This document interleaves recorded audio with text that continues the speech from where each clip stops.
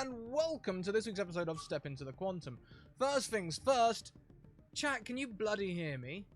Someone let me know, because I've been having all sorts of mic issues, and OBS says it's picking up the mic, but it's been real funky in here at the minute, so let me know. Before we go around and say hello to everyone, perfect things, thank you very much. It might be a little quieter than normal. I think my preamp has broken, so I'm possibly burning out my mic right now, but hey, we'll get a new one delivered as soon as we can. Check out my social links. We have Discord, Twitter, and YouTube. Go and check all of those out. Also, go and retweet the tweet. Let everyone know where you are and what you're watching. And check out our sponsors. Mage Hand Press, who created the Dark Matter content, was currently available in hardback. The Deck of Many, who created the Deck of Many Things, also available now on their website. And also check out the Hero Forge, where you can go and make your own customizable minis. Let's go around and say hello to everyone, starting with our wonderful DM, Joshua Barbo. Hi there, my name is Joshua Barbeau. You can follow me on Twitter at Joshua Barbeau. What do? I'm a content creator. I appear on Twitch streams. Here I'm on doing this show on Tuesdays.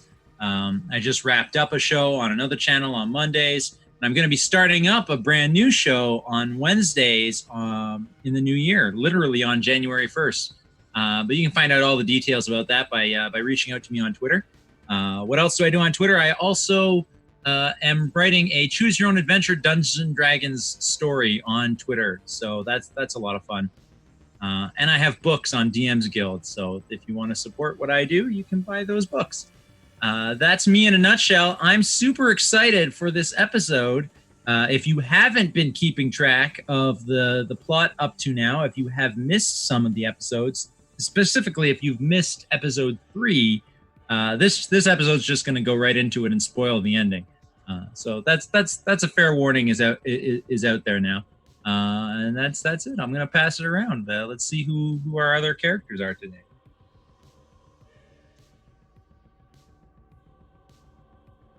Let's go next around then to Alex has stepped away. Let's hop around to Ian Oaksbones. Oh, hi, Ian. Hello. I am Ian Oaksbones. Nice meeting you all. I am on Twitter at Oaksbones. And yes, that's about it. This is my first time ever playing TTRPG, so well, yay. Welcome. We're super excited to be your first time. welcome. So sorry for all my mic issues on your first time, but it's super exciting to have no worries. No worries at all. I hope it lives up to your expectations. I'm sure it'll be, yes. Fantastic. And that's about it, so. Thank you so much. All right, and we have also Brent. Brent, do you want to introduce yourself and your character? Yeah, absolutely. My name is Brent. I'm Dorklord Canada on Twitter. My character's name is William Lindsay. I think the description I put on my character sheet was if an Irish setter was human. That is essentially a very, very enthusiastic rookie time agent. Awesome, and he just completed his time agent training from the Time Travel Academy to take his first steps as a field agent, just like Elwood Franz. We're going to be getting back to him in a few minutes, but hey, Alex is back. Why don't you say hi? Oh, hi. My name is Madame Gandalf, and I play Ari Surana, the more quiet, more reserved, less charismatic other half of Elwood, and I guess of myself. And yeah, she's excited to, well, I'm excited to see what she has to do if she's faced with anything other than the comfort of a little computer cubby. She might have to stretch her legs today. We're going to see. We're going to find out. Does she have legs? We'll find that out too. We're going to find out. And then, of course, last but certainly not least, struggling with mic issues extraordinaire. Oh, hi, Elwood Franz, whose accent changes every week. It's part of the time travel time travel field agent training to learn multiple dialects. Has a very strong skill in fitting in with different timelines, and that just means that he doesn't seem to have a fixed accent. That's that explained away. Yeah, Elwood, bit disturbed. Last week, saw himself shoot himself and then shoot someone else. That wasn't great. So he's bit confused. And we're going to be dealing with that in just a moment. But first, Ian, tell us about your character. Right. I forgot about that. Gosh. That's all right. Okay, so I'll be playing Fred Lamb, who used to be an assistant at a Birmingham printing shop. This was during the era of, should I say at the time? Sure, go for it. Okay, well, it'll be during the era of 1911-ish. He just got fired for not getting the ink for the shop 2 days before the historic launch of That's terrible news. He got fired, but is he about to get a new job or what? He is about to get a new job, and I think we. Oh, so it's all good news then. It's all good news. Yes. Hopefully, yeah. For now. Hopefully, yes. yeah, for sure. He's got a bright future ahead of him. I have very little doubt. What's his new job? Well, he'll be I think he'll be working as an ordinary sailor-ish. So he'll be a newbie sailor for a very big ship. A very big ship. Did they tell you the name of the ship that you're being put on? Is it okay if I say the name? Yeah, of course. Go for it. It'll be the Titanic. Oh, wow. You got stationed on the Titanic? You're so lucky. You're going to have wow, this is going to do great things for your career. You're going to have people are going to be talking to you for decades about how you served on the Titanic. That's going to be amazing. Plus, yes, I hear it's 5-star accommodations all around. And they say it's unsinkable. So, fingers crossed. Yeah, well, we'll get that. That's just super exciting. I can't wait to see your character in action. But before we spend more time in 1911, we got some very important issues to resolve in a year that doesn't have a year. Because as we've made clear many times now, the Time Travel Agency exists in a pocket dimension outside of space and time. And the way that the time machine works is that you open doorways from your pocket dimension that exists outside of space and time to any point in space and time. And then traveling to any point in space and time is as easy as walking through a door. Now, Elwood, last week you had a very, very let's say an encounter that they did not exactly prepare you for at the academy. That's right. Yes. Yeah, you met yourself, you got knocked out or shot, and then your other self tried to assassinate President Gandalf. Was fortunately foiled, but yeah, it's a big deal. And I believe the last thing that happened at the end of last session is I asked you if you were going to report this to Director Mackenzie, and you said yes. Yeah. I think before I would almost certainly like to have a little tete-a-tete with Ari before I do report it. I don't want to blindside my partner, but yes. Well, I'll let the two of you carry on before I bring in Director Mackenzie. How are you holding up, Elwood? Well, that mission went a little awry. Just a tipper. No more awry than it usually does. It was me, Ari. I think I was sent to stop me from killing the president. You think that you stopped yourself? Well, I know that I shot myself, and then I know that that me tried to shoot the president. But not me, but the other me, but me. So what you're saying is a future you has come back in time to here to stop you now. Or the other way around. You need to stop your future you from stopping you now. I don't know. Honestly, now I'm a little bit lost. This timey-wimey stuff, that's your business, right, Ari? So, you can just fix this, right?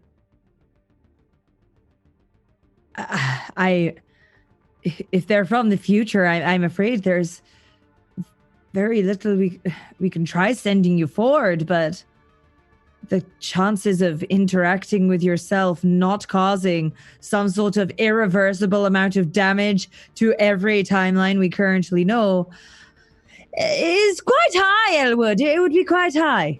Not going to lie. But it's not impossible. Well, yeah, but before we act too rashly, I should, probably report this in to, Director Mackenzie. I mean, she's perfectly reasonable. This won't cost me my badge or anything like that, I'm sure. I mean, I've never... You see a big, like, over-animated, like, gulp kind of moment, like you would see in the cartoons. Right, well, if we're doing this, we're in it together, Elwood. All right. At that point, Director Mackenzie walks in and says, Elwood, I'm so used to yelling at you for something you did wrong. It's going to feel weird complimenting you for something you did right. You saved President Gandalf with minimal casualties and minimal damage to the timeline. One important casualty, but you know, it didn't upset the balance of things too much from what I can see. So, good job. Elwood was quitting smoking. As she's saying this, he's lighting up a cigarette. Of course he is. Now, Mackenzie, don't go. Sorry, Director, don't go too far giving me all that praise just yet. I've got something to report that may make you want to take that all back. Okay, well, I'm listening. It was me. I was sent to stop me. You see, some kind of alternate Agent Elwood was killing the president. You were the assassin? Well, not me, but me. There were two of you in 2024. At least.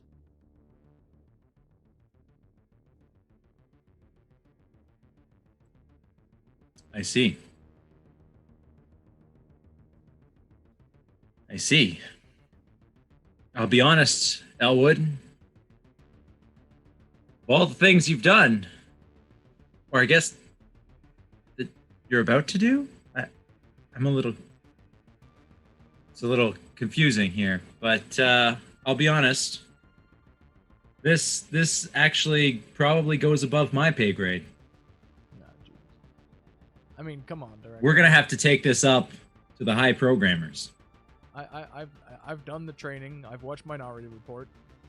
I mean, there is a chance that I could actually go ahead and do the thing that I'm gonna do, but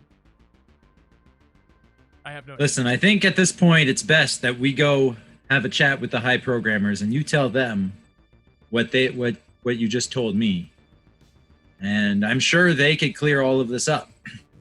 After all, it's the high programmers that decide what missions need to be done in order to set the timeline to the correct timeline. Oh shit, I thought that was Ari. Ari, what do you do? Well, Ari is your operative. She helps you. Certainly you know that her job is to help you on your job, not to decide all of the missions for all of the agents always, that... You know, talking that timey-wimey stuff, I just assume. Right. Yep. That's above my pay grade.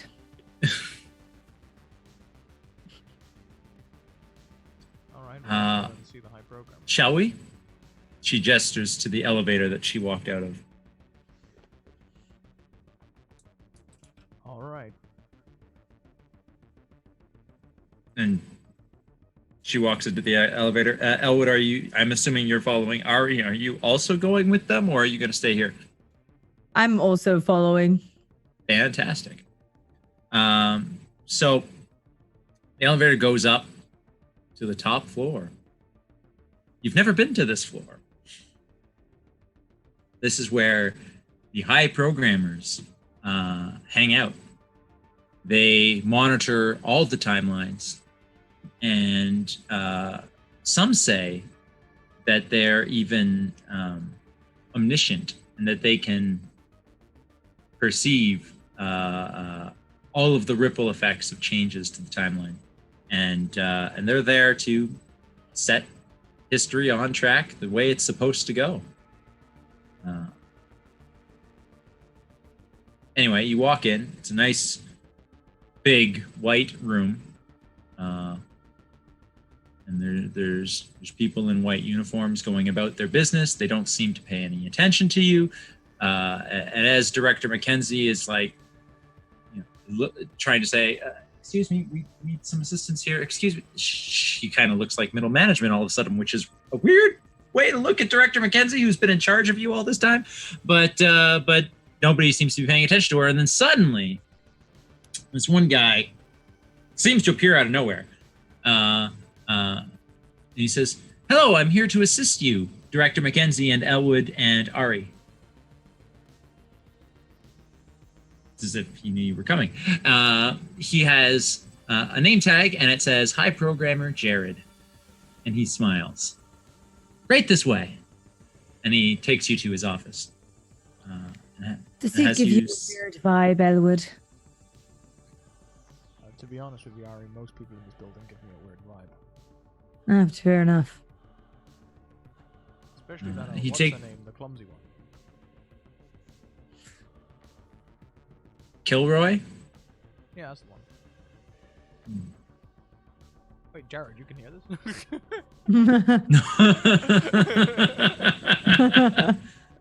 Maybe. He takes you to his office and has you sit down at his desk, and he says, "Well, what can I do for you today?"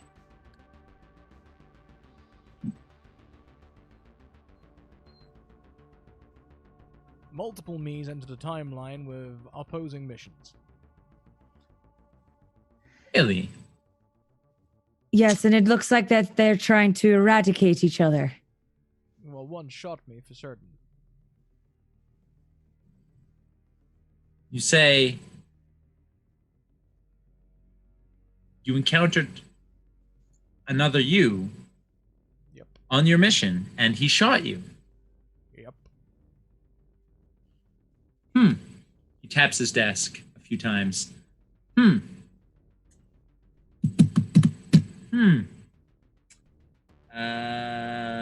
1 second. And he opens a big drawer at his desk, and he pulls out some folders, and he starts flipping through them. Yep, this is very bad. Very bad. He closes the folder and he puts it down at his desk and says, "That is something we did not expect. We did not expect you to go after yourself. That's really strange." So hang on, you're not surprised by the fact that there was multiple me's, but you are. Oh no, we've known for some time. We just didn't expect him to risk a paradox by shooting you.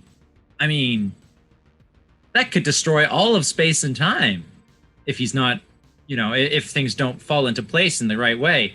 We thought for sure that, I mean, albeit probably crazy, we thought for sure that he wouldn't be that crazy. That changes things. I can see you're confused, he says to Ari, and also to Director Mackenzie, who has the same look on her face as Ari has on hers. Let me explain. And he's talking mostly to Ari and Director Mackenzie and almost ignoring Elwood at this point. Let me explain. At some point, your friend here, Elwood, in the future, suffers from a condition called temporal dysplasia. It's something that affects 1 in every 1,000 field agents. It's a rare condition, but unfortunately, it's irreversible. And it's something about the way the time machine interacts with your genealogy. So, unfortunately, from the minute he went through the machine the first time, he was already doomed to that fate. At some point, he will lose his mind, go insane, and go off the reservation and become a rogue agent. We've known about this for some time, and we've been monitoring him and trying to keep tabs on what he's doing. We don't know how he's traveling through time without access to the time machine. That eludes us. But up until now, he's done relatively minor things. Give a historical data pad to Al Capone. Save some people on a bus. Just minor things. But the fact that he was willing to chase after his past self and shoot his past self, I mean, that, unfortunately, that elevates this rogue Elwood from just a minor inconvenience to a major, major problem. One that we're going to need to deal with sooner rather than later. Thanks for bringing this to our attention.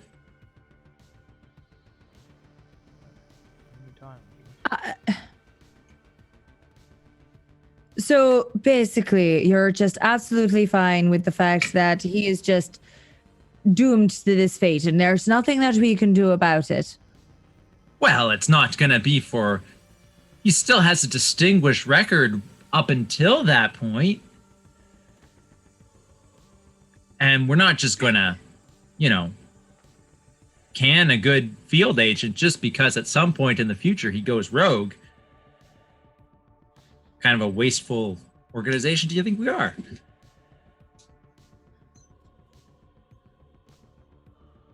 And Ari is just flabbergasted. She can't think of any words to say.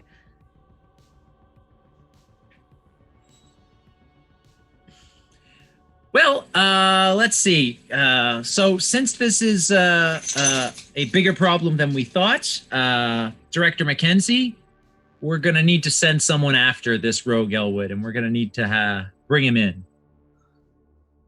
Director Mackenzie nods solemnly. She's also a little flabbergasted about this whole turn of events.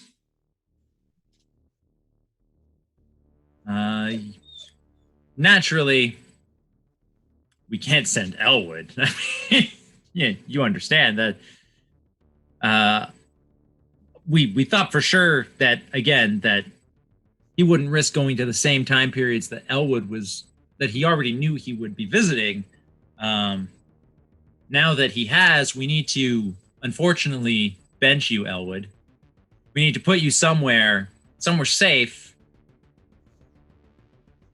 Use some of that vacation time that I can see in your file you haven't used in years. Put you somewhere safe, bench you for a little while we take care of this problem. Somewhere where we can be sure other Elwood isn't going to bump into you again.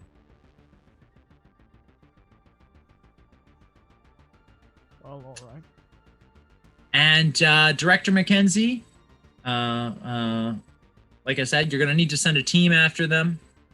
I have here a file. These people should do. Why don't you send these two, Kilroy and Jefferson? They can bring him in.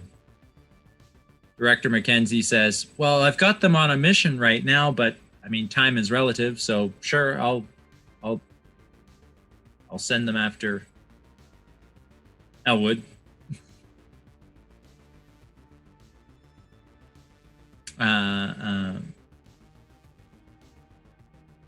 The high programmer claps his hands and says, "Perfect!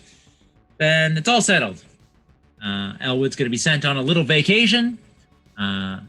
Kilroy and Jefferson are going to bring Elwood in. Ari, in the meantime, we can.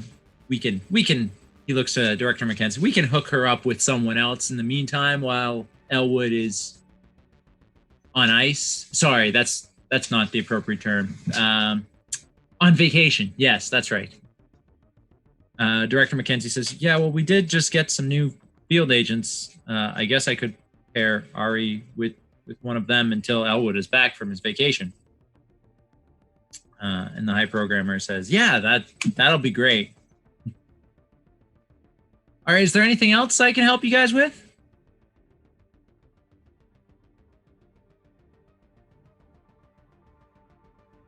No, that's just fine. Perfect then. Dad. Well, enjoy your vacation, Elwood.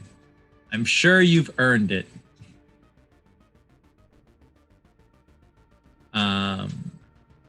Director Mackenzie nods and gets up and walks out of this high programmer's office.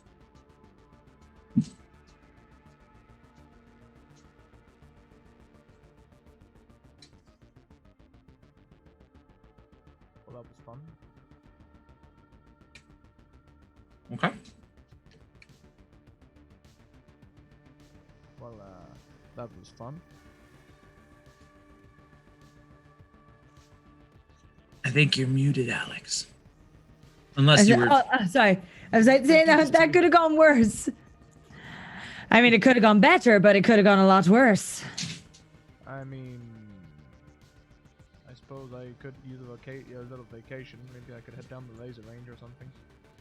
Maybe take up a new, I don't know, karate class or something like that. That's vacation. That doesn't stuff, right? sound like you. When was the last time that you heard the word vacation and actually took one? I remember it clearly. It was just after President Gandalf's term was up. You weren't alive during. All three movies, terms. Incredible. We were all wondering what would happen to him for the second term, but we're so glad he came back with vengeance. Yeah, the policy change mid-term really helped him out. But yeah, my old man took me fishing one time around that time. Oh. I hate And fishing, that is... Mary. I hate fishing. Not going to lie. Without all the screens around me, I'd find that the dullest affair ever. Thank you, Sphinx, who has donated an advantage to all of the players. And everyone started with one as well, so we all now have 2 advantages to use.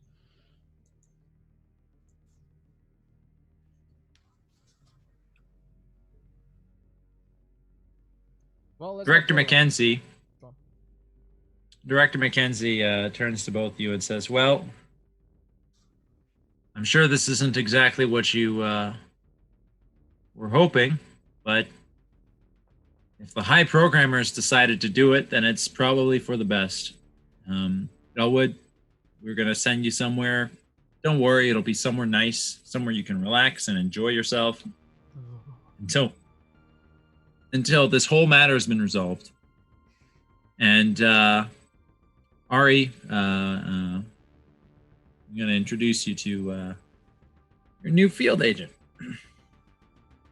A new field agent. Is that really necessary? I can't just wait for Elwood to come back from his vacation. Well, for Elwood, it's probably just going to be a couple days vacation. But for us, it could take us months to catch this rogue Elwood if he's as capable at evading us as we suspect he might be. So I can't have you on the bench for that entire period of time. Right. But don't worry. I'm sure Kilroy and Jefferson are definitely going to catch Rogue Elwood in no time. They're very, very capable. Just because they failed the last 2 missions they went on doesn't mean they won't be able to catch an insane rogue time agent. They did say temporal dysplasia. He lost his mind. He should be easy to catch. Dr. Mackenzie, can you level with me for a second? What's that? Who's your best agent? You are?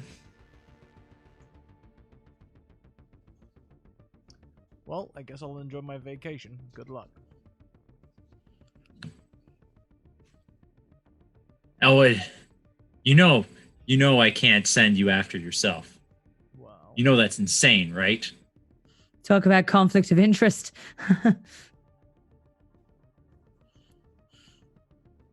I can't do it. As much as you are my best agent, I can't send you after yourself. It would go against everything this company stands for. I totally agree, Dr. Mackenzie. You cannot officially send me after myself. That would be an absolute breach of anything. To officially do that would be ridiculous. And God forbid that we malfunction in the transporter that sends me to my vacation home and sends me to the wrong address. That would be such a shame. That's absolutely right. Don't get any second ideas because you're going on vacation and you're not coming back until we have you in a bag. Other you. Just and she walks away she walks away to leave you both to discuss things. She says, I'm gonna go get your I'm gonna go get things set up. You guys could say, well, I guess goodbyes or whatever you need to say. I'll be back with the papers to send you on vacation and with your new field agent in a few minutes. And she walks away. All right, Ari, where am I? You're here in this room with me. Can you find out where Rogue Me is? Can you send me there? You want me to send you to Rogue You? Did you not just hear what she just said? No, I definitely don't want you to send me there after I heavily arm myself with all kinds of laser guns and other things to try and take myself out. If anyone's gonna close this loop, it's gonna be me, Ari, and you know it.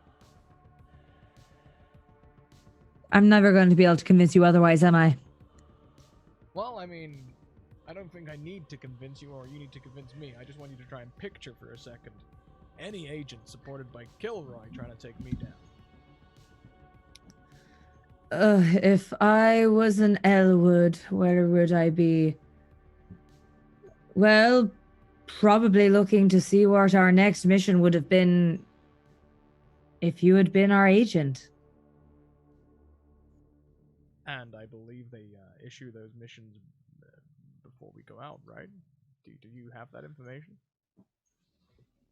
How does it all work back here at the base? Like, I don't really know. I mean, is there? Well, basically, I sit in my little computer, and a nice big alert pops up on the screen with a new mission. Then you come scouring in, and I tell you all the details of the mission, and I send you off and do them. But they seem to arrive always very quickly after the agent's arrival, your arrival. So what if we knock out the new kid and we just send you in his place? Or send you with the new kid? I'll hide in the transporter. He'll never see me. I think I've got points in stealth. Maybe disguise yourself. Maybe you're an intern. You're an intern and you have to go back and help be mentored by somebody professional. You're right. Hang on a minute. I've got my your intern disguise. No, my peachy pixel disguise. I figured that would do. Well, it pretty much looks exactly like how you used to dress when you were an intern here. That's true.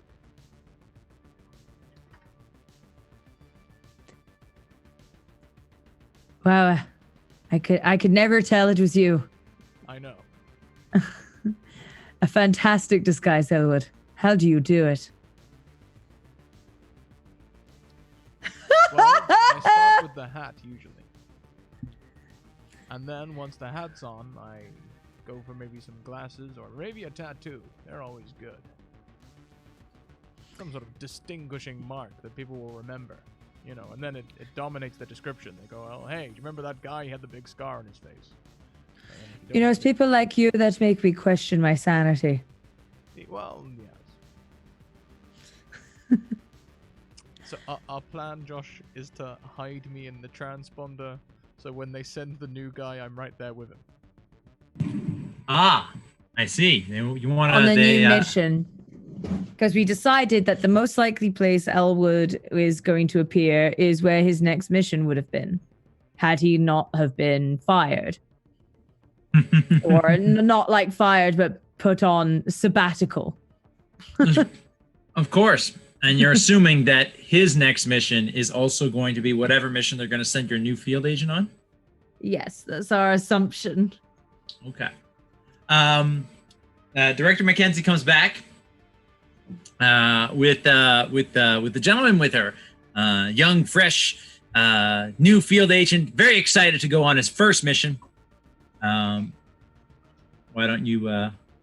Hi, Ari. Lovely to meet you. And you are? Hi, William. Bill. William. Billy boy.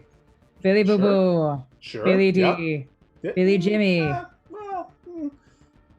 Billy boy. Yeah. No. William. Billiam. Brilliant. Sure. Yep. Just excited to be here. It's my first mission. And it's going to be a good one. It's going to be a good one, Brent. Brent. William. It's going to be a good one, William. Mm-hmm. And Director Mackenzie picks up the folder. It says something nice and easy to get your feet wet. We're sending you to Disney World. I don't know what that is. It's a wonderful place. It used to be the happiest place on Earth until it used to be the happiest place on Earth. Disaster. Oh. You know. We don't talk about the big disaster. Yeah, we don't talk about what happens to Disney when Disney tries to take over the world. And anyway, we're sending you to Disney World before the big disaster. Oh, good. It's going to be a nice, simple mission for you. Don't worry, we're not sending you on anything hard like we would have sent this other guy on. We picked out the easiest one we could find for your first go around. Mm-hmm. Very simple. It's not even nothing that even's going to majorly impact the timeline. So if you screw it up, you can wash your hands of it. It's just this guy wants to propose to his girlfriend at Disney World at this specific restaurant, but they don't have any. He didn't make a reservation because he's dumb. And you need to go back in time and change the books and get him a reservation. Nice and simple. Should be a piece of cake with all your field training. Sure. Sounds. You can go back. You can fix it, and you know what? You can spend a few extra hours just enjoying yourself while you're there. Sure. Yeah. Still don't know what Disney World is, but sure. Yep. Well, you will. It's going to be great. Don't worry. And Ari here, she's one of our best operators. She'll take good care of you. Excellent. Perfect. Elwood, can you come with me? Oh, I was kind of going to help Bill here figure out the transporter, Oh, don't worry. Ari's got that taken care of. I need to send you on your vacation, remember? We're going to send you through Kilroy and Jefferson's time machine. Well, all right. These two have a mission at Disney World to do. Let them get acquainted with each other. You can come with me. Yep. All right, Director. I'll come with you. And I shoot Ari a look that just says, shit.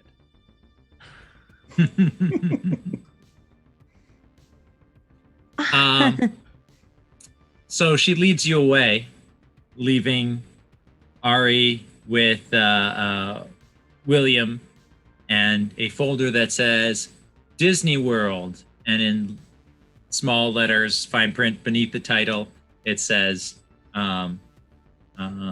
this guy looks like he's overeager. Give him something easy. Well, that's not doing a whole lot for my confidence, but everyone has to start somewhere. Right, of course. Everybody starts at a children's theme park as their first mission. Yep. Yep. Elwood, what totally. was your first mission for comparison purposes? I believe my very first mission was I was making sure that a restaurant in London had fish that day. See, everyone gets an easy one for their first go. Nope, that sounds great. It was a poisonous fish.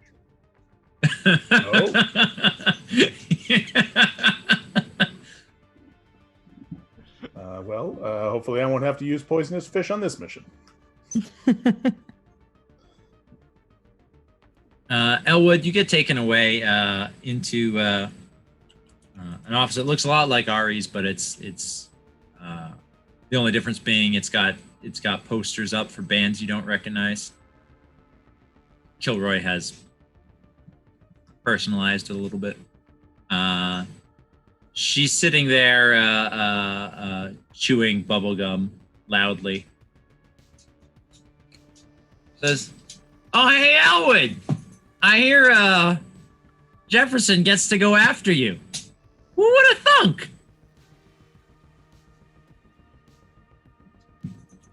Oh, wait. Jefferson's saying something. Yeah, he says he's excited to bring in the best of the best.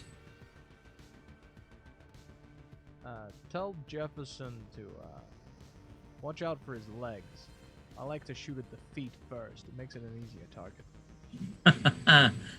I'll be sure to let him know. Anyway, we're sending you somewhere interesting, I hear. Somewhere where you get to have a lot of fun. Enjoy your vacation. Just don't stay too long. Right. Do you have You know, something to do with because this? she looks down at the garbage can next to her feet. I guess it's not going to start a fire. Flick it into the trash. Okay. Mackenzie takes you aside where you're next to the time machine. She says, "Don't worry, Elwood. We're gonna catch this other you, and then you'll be back working for us before you know it." Sure you will. Good luck, Director. And try to enjoy your first vacation in, what is it, 3 years? Probably more than that. Maybe more than that? Yeah, that 3 years ago, that was a training course. I made sure I picked somewhere nice, but also somewhere where it almost doesn't matter what you do, it won't have changes to the timeline. So, oh, and don't worry, because time is relative. We'll pick you up before anything bad happens. Got it. Enjoy your vacation. And she boots you through the time machine. As you're dematerializing, you hear her say, "Oh, and by the way, we disabled your comm, so don't bother trying to call Ari. Bye."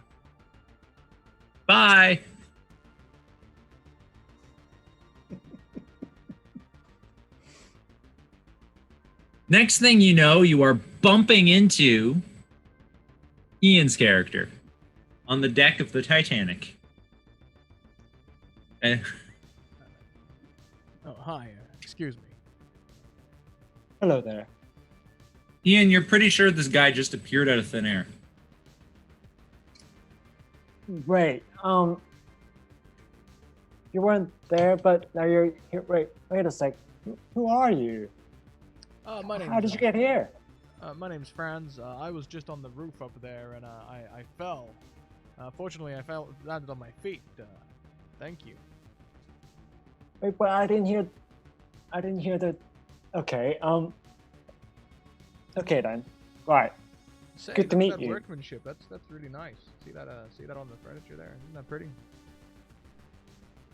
Thank you. Well, I haven't been working here that long, but gosh, thank you for the compliment. I'll pass the compliment along to the carpenter that worked on the furniture. You weren't here, but you're here. Okay. Right. Gosh. Nice to meet you. I'm Fred Land. Pleasure to make your acquaintance. Yes. Nice to meet you, Fred. Nice to meet you. Right. Elwood, you're becoming aware of the fact that you're on the deck of a boat, and you're seeing the word Titanic all over the place. I don't know how good your history skill is, but just about everyone knows the name Titanic.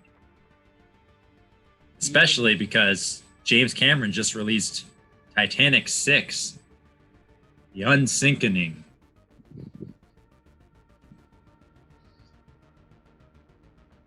So, Titanic, huh? They say she's the biggest boat around. It is indeed, yes, and gosh, you weren't here, but you're here now. Okay, Titanic, yes. It's a beautiful boat. It's the biggest thing that's out there, that's on the ocean, but yeah, I've just started working here, so. What do you do, Fred? Well, see, my talents lie in the printing business, but out here on this boat, I'm just an ordinary sailor. You see, I just clean things, mop things, and just about the maintenance of the ship. That's pretty much it. So I suppose it's within your duty to look out for the lifeboats, is it? Amongst other things, yes, it is one of my duties. I'm not just Ian, doing it. you would know that that Titanic. Nobody on the Titanic pays particularly close attention to the lifeboats because they're not necessary, because this ship is supposed to be unsinkable. In fact, they're so confident that this ship is unsinkable that they have a criminally negligent number of lifeboats aboard. Not even enough for 1/5 of all the people that are on this ship. It's disgusting. Right. See, here's the thing. It may be one of our duties to take care of the lifeboats, you see, but on the other hand, we don't really care much about it. I mean, it's a big ship. How could it possibly sink anyway, right? Right? Yeah. I mean, you're totally right. Absolutely. So we just clean the boats, clean the parts that we see, and yeah, lifeboats, who cares? I mean, we do, but not to the extent that you think we should. That's totally fair. I don't suppose you've seen me around anywhere, have you? Just out of interest. Well, no. You've actually. definitely never seen him around.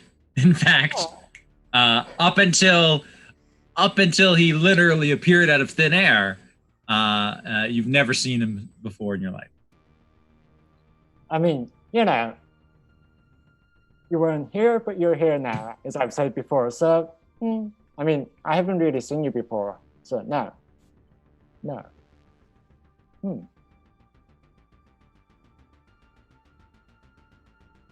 So, what do people do for fun around here? I'm supposed to be on vacation. I won't lie to you, Fred. I'm not familiar with people who vacations, okay? I don't really know how to do it. Let's see, things to do on this wonderful boat. I mean, ship. Well, there's the ballroom that you could attend to. There's the ball. There's always a party going on in the kitchen area. And I mean, the staff down in the kitchen, down in the messes, they know how to party, But otherwise, you could, I suppose, just walk around for fun. I mean, there's sight to see, We launched from Southampton, you see, so there's plenty of things to see around. Just the horizon, seagulls, waves, so sightseeing, partying with the staff down at the kitchen. Maybe the ballroom if you have a tuxedo. Oh, I'm bound to be able to find one. But that kitchen party, that's a top tip. Oh, every There's night. even a every- casino aboard. There's a casino aboard as well. See, I've just remembered that. Don't suppose you have much coin on you, though, do you? My memory's not the best. What year is it? 1911. 1911. Yeah, I probably have some dollars lying around somewhere. It's a good time to be, I suppose, partying, I suppose, at the casino and around the boat, around the ship. Yeah, there's things to do. Not that many things to do, but there are things to do. Well, as these two are getting to know each other, we're going to go have a look at two other people who are getting to know each other. Brent, how's William doing as he's about to go on his first time travel mission? William he's excited to finally travel through time. Mm-hmm. Without an instructor supervising his every action, so that he doesn't accidentally change to the timeline. He is very underwhelmed by the mission he's been given.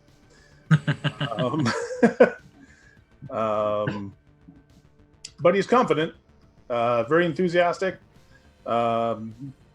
He's going to pull this off. Of course. With more than enough time to explore this Disney world. Whatever that is. All right, then. Ari, do you have anything to say to your new field agent before you ship him off to 2017? I think with everything that's just transpired, Ari's going to be very awkward, more awkward than usual, because she had a plan and that plan has gone as quickly as it came, and now she's here with Billiam. Billiam. Yep, it's still William, but Billiam was fine. Right, sorry, William, not Billiam. No, that's fine. Yeah. Are you okay? Sorry, you get used to a stupid name like Elwood Franz, and you. Oh, was William that seems that so them organized? just now?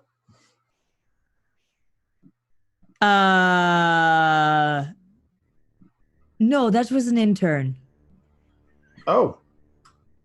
Okay. Wow, I didn't know that. I didn't know Director Mackenzie spent that much time looking after the interns. That's excellent. She has a very hands-on approach with the education of our new members of the team. Oh, good. Yes. Yes. Must be. I see Right. her. I see her Yeah. note on my file here. Yeah. Right. Yes. Very, very thorough woman. Very thorough. Mhm. Right. Disney. Shall we send you to Disney? A very great Sure. place.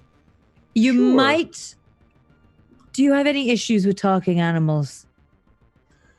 I mean, I haven't encountered one yet, so time will tell. I guess that's a time joke. Anyway. Sorry, that's Alex laughing rather than Ari. Ari's laugh is a bit more like, huh. Right. Yes. Well, just so you know, the last time we sent someone to Disney World, they punched Mickey Mouse in the face, and we won't be having that this time. Oh. So just if you see a large animal that is coming up to you making whoo-hoo noises, well, just know that it's in friendly gesture. Oh, okay. Sure. And William just makes some notes in his file. All right. So at that point, you can get in the time machine, power it up, and we ship you off to 2017. You appear in the Magic Kingdom, and of course, Mickey Mouse is right there, and he, you appear right in front of him, and he's like, "Oh, I didn't see you there, huh? Do you want a hug or a picture or something, huh?" Sure. Yeah. No. That's. Sure. Yeah. Whew. Oh, you are tall.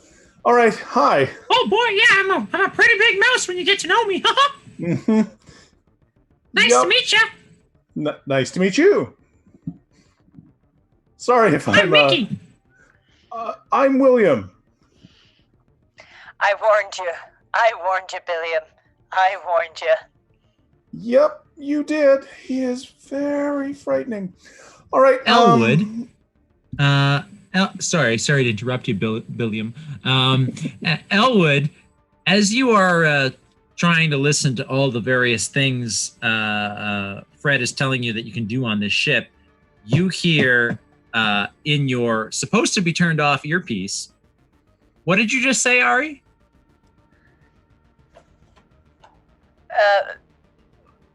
What did I? Yeah. What did you just say to William? I warned him about Mickey Mouse.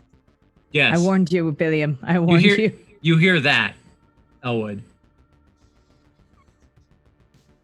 Hang on a minute, Fred. I warned you, Billiam. I warned you. Hang on a minute, Fred. I'm getting a call. No, heck. Do you have cell phones yet? Probably not. Wait. They definitely don't. Walkie-talkies, you know, radio. Radio. Harry, can you hear me? Oh, Elwood?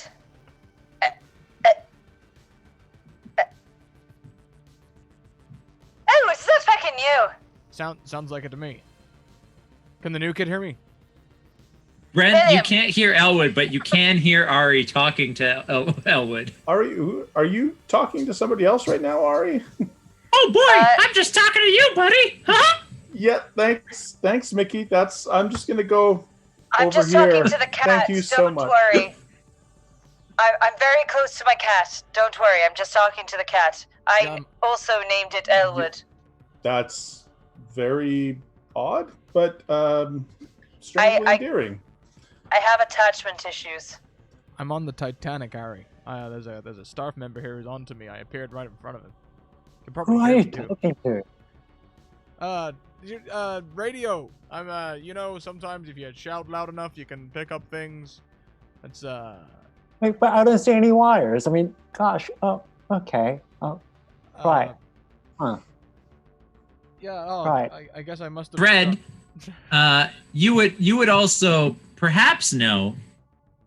You would also perhaps know that the Titanic has one of the most sophisticated radio telegraph pieces of equipment ever in your time period. And it's as big as a room, kind of. But so you probably know what the word radio means, but there isn't anything remotely like little radio receivers that you can wear in your ear. Right. Well, okay. I mean, I suppose this is Titanic, but okay. Right. Carry on. So Elwood has in his ear something more sophisticated than the most sophisticated piece of radio technology on the Titanic. I'm a But little then suspicious again, about you, but then again, it's Titanic. I see Fred's scrutiny. I see it. And I'm gonna... Right, Fred, let me level with you. Alright, I've got two things. If you don't believe the second one, you'll certainly believe the first. I'm crazy. I hear voices. I believe I'm from the future. Number two, I really am from the future.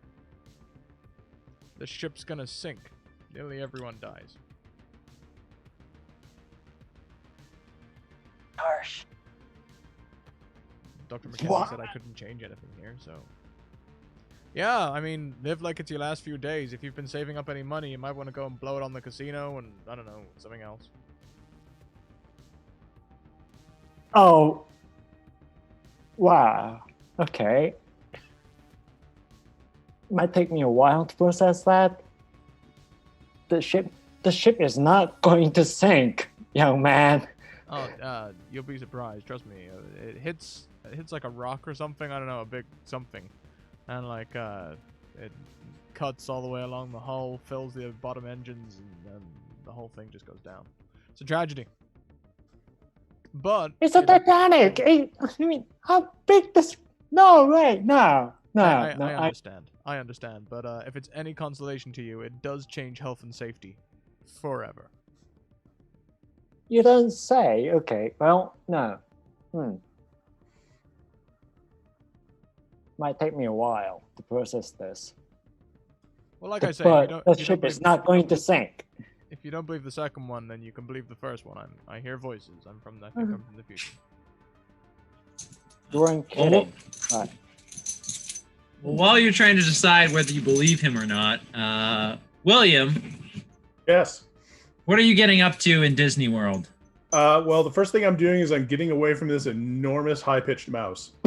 Oh boy! Nice to meet you. See you later, William. Yep, nice to meet you, Mickey. Oh my God. All right.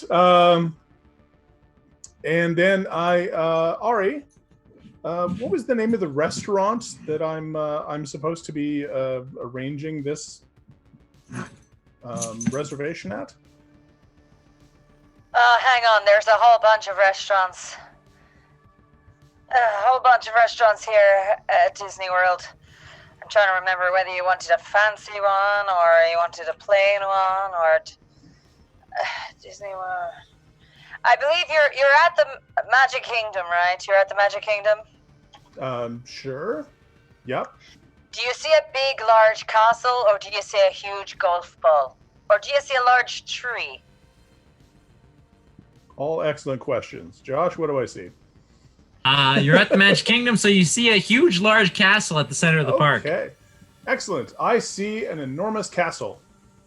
Don't go to the one with the large crystal ball, because that's where I am on this date in 2017. And if you meet the person running this game as one of the characters in this game, I'm pretty sure that'll cause a paradox. I think that's probably weird. Yeah, no, that's fair. Stay far away from Epcot, but the Magic Kingdom is all yours. All right, so it looks to me like you're going to be looking for Cinderella's Royal Table. It's the fanciest restaurant that they have there, very exclusive. Oh, It's okay. it's like 4-star, four-star like price thing, $4 signs. With That's what they Cinderella. use then, right? Dollars. Sure. I think they gave me some currency before they sent me through here. They gave you some period-appropriate currency. Okay. Well, just look for a whimsical Cinderella-themed eatery. Cinderella is this blonde princessy thing in a blue floofy dress. Has the glass slippers, that one. Oh, she's royalty. Okay. Sure, that makes sense. They would theme a restaurant after her. What country is she from?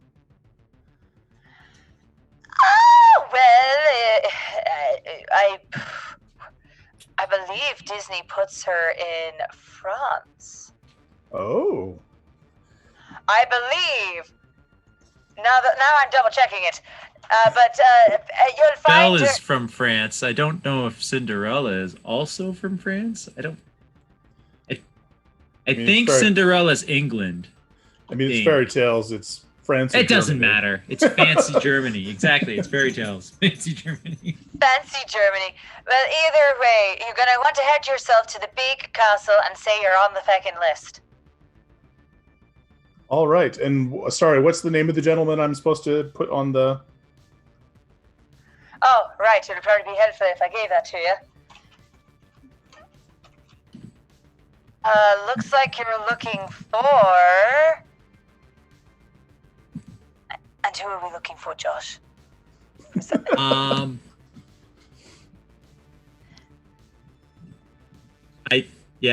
don't. Who's the last person that donated to the stream?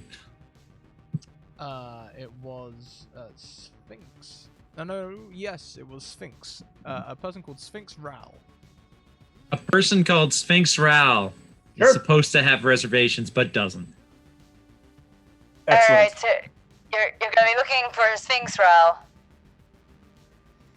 You're Okay. on the list, they aren't. Good Excellent. luck to you.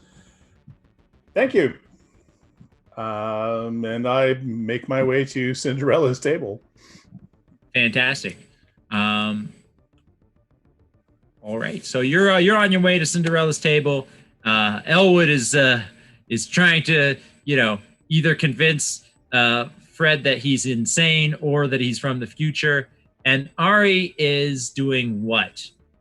Juggling both time streams. Ari, if possible. I would like for Ari to now be looking for a way to split her her radio signal so that she can talk to Elwood separately away from Cool. Billiam. So that's going to require, you weren't expecting to have both people up. It's going to require a mechanics and sci-fi tech roll. Cool. All right, let's do this. Mechanics and sci-fi tech. Do.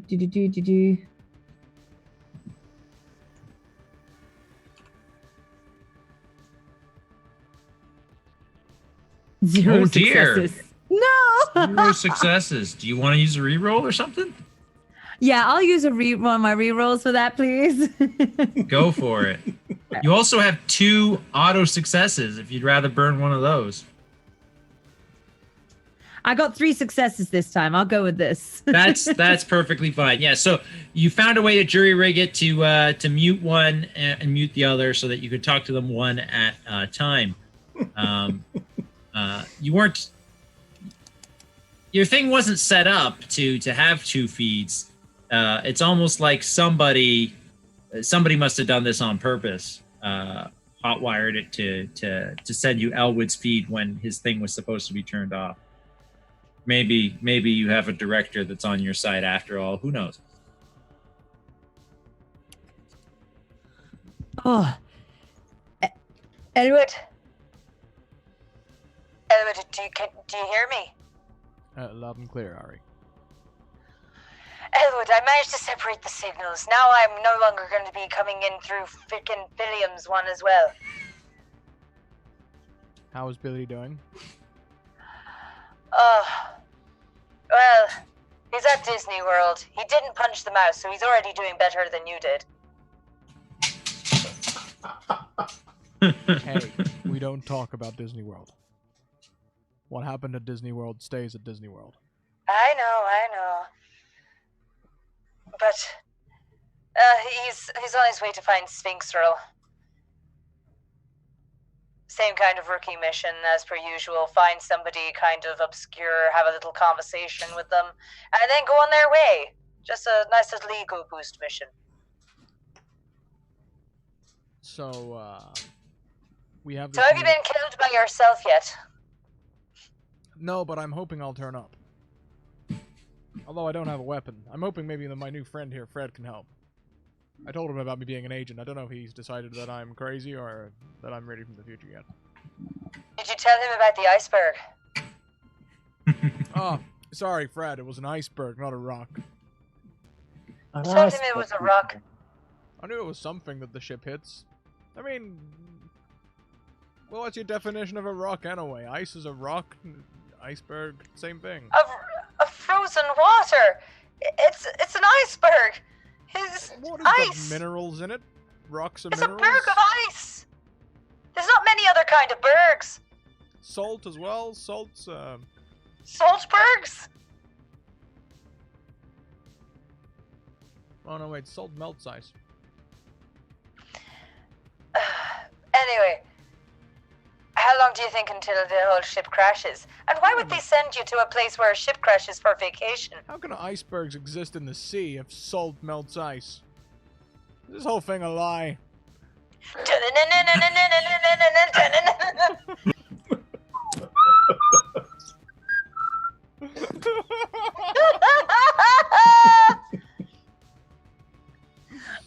Oh man. Good grief.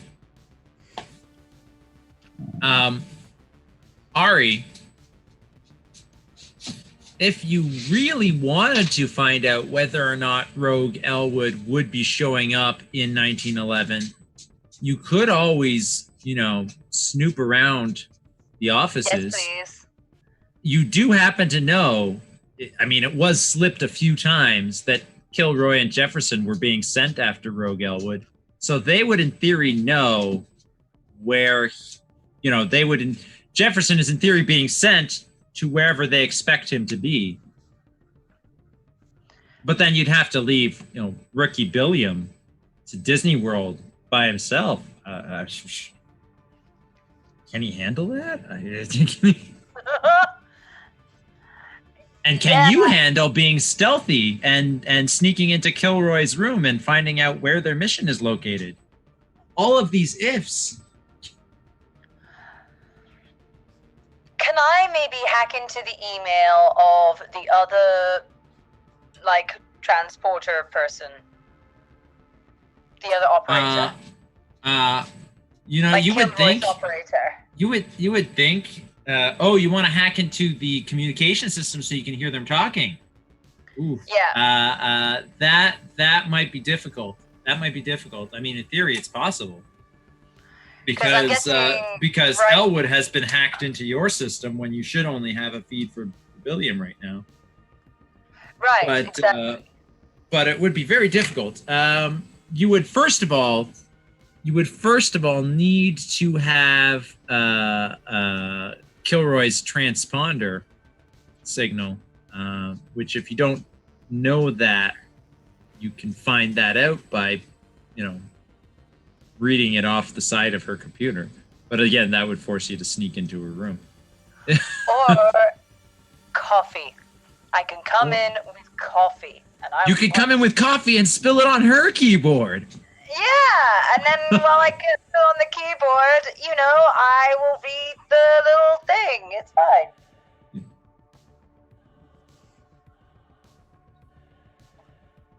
So what do you, so is this what you're doing? You're going over to sneak into her room with coffee? What are you telling Elwood and William before you get up and leave them hanging? Sorry, I didn't realize that I was on megaphone mode this whole time. I do apologize.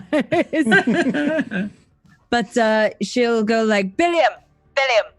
Yes.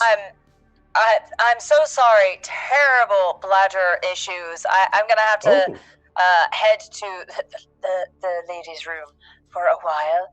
No, of course. Will you be okay on your own?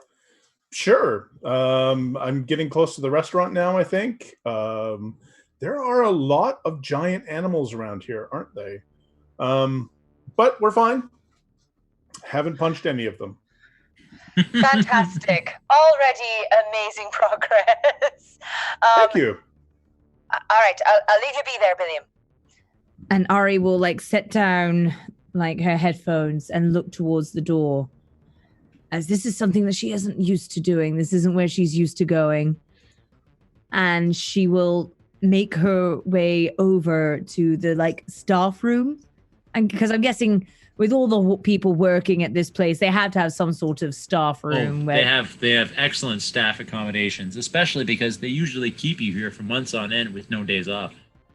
Fantastic. I mean, time is relative, but yeah, they have a fancy staff room. They have all kinds of things. Excellent. So Ari will make her way to the staff room and fill herself up two things of coffee. Mm-hmm. And she'll make her way then over to Kilroy's operator's room. Mm-hmm. And do a nice little friendly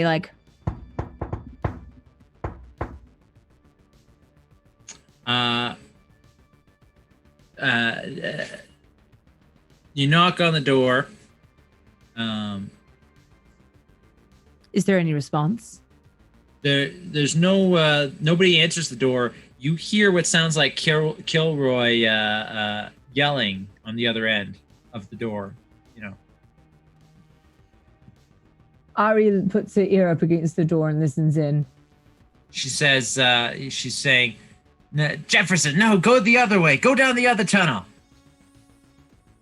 Yes, I know. It's not my fault they don't have accurate maps of this place. What do you you mean the building's changing? I don't care if Elwood stole your gun. You go after him. I taunted to the other Elwood that you would bring him in. And he even warned you that he'd go for your legs. So you can't even hold that on me. That definitely sounds like Elwood. And Ari will actually. Her door is just, unlocked if you want to walk in. Ari She will seems just pretty walk in. distracted. Sure. Yeah. And she will walk in and not actually interrupt. She'll just go to like place a nice hot coffee down on the desk. Almost like she used to have to do when she first started working there. Just that you don't even notice me. I'm just a fly on the wall, putting the coffee down, not interrupting your work and getting out of the room. So she's going to put the coffee down. She's going to try and see if while she's putting the coffee down, she can take a quick sneak little peek at what the code is for all of the access of this room. Like, you know how we have like a serial code for the computer? You see the serial code on her computer, and as you're kind of like making a mental note of the serial code on her computer, at that point,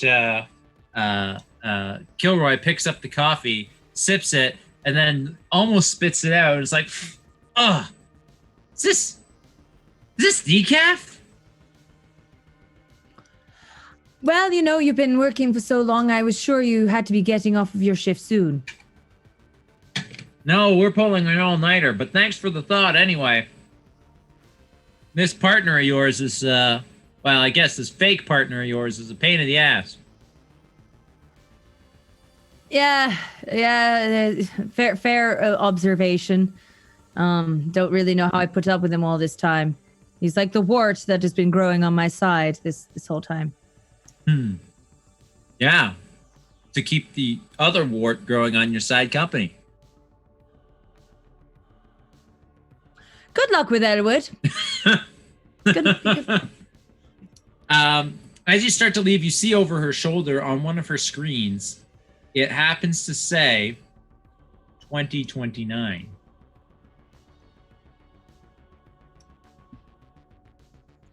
July 2029.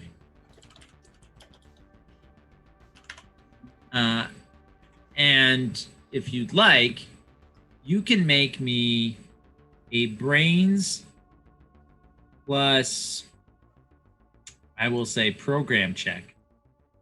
Or no, even better, bureaucracy. Brains plus bureaucracy to try to memorize the serial code of her computer.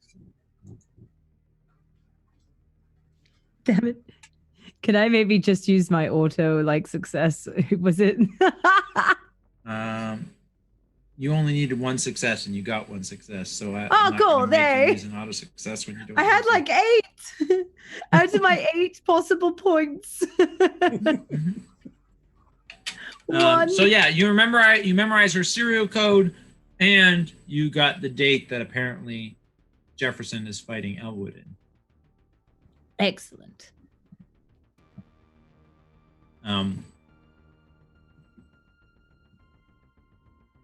Meanwhile, what is Elwood and Fred doing? But, you know, Fred, it's the damnedest thing. Of all the people that I thought would be hunting me down and trying to kill me, turns out it's myself from the future. I mean, that's a real head trip right there. I mean, the fact that you're here is a head trip itself. I mean, gosh, okay. Right, let's just go along with what you're saying then. So you're from the future. Yeah. B, yourself is trying to... Wait, yourself is actually chasing you? Well, kind of.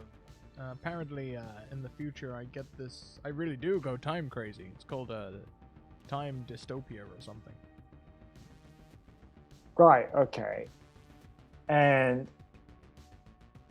you keep telling me that the Titanic, this ship, is about to sink. Well, it's not about to sink, but it's going to sink.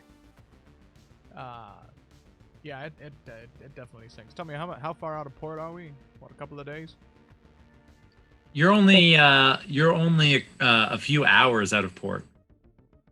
We just launched.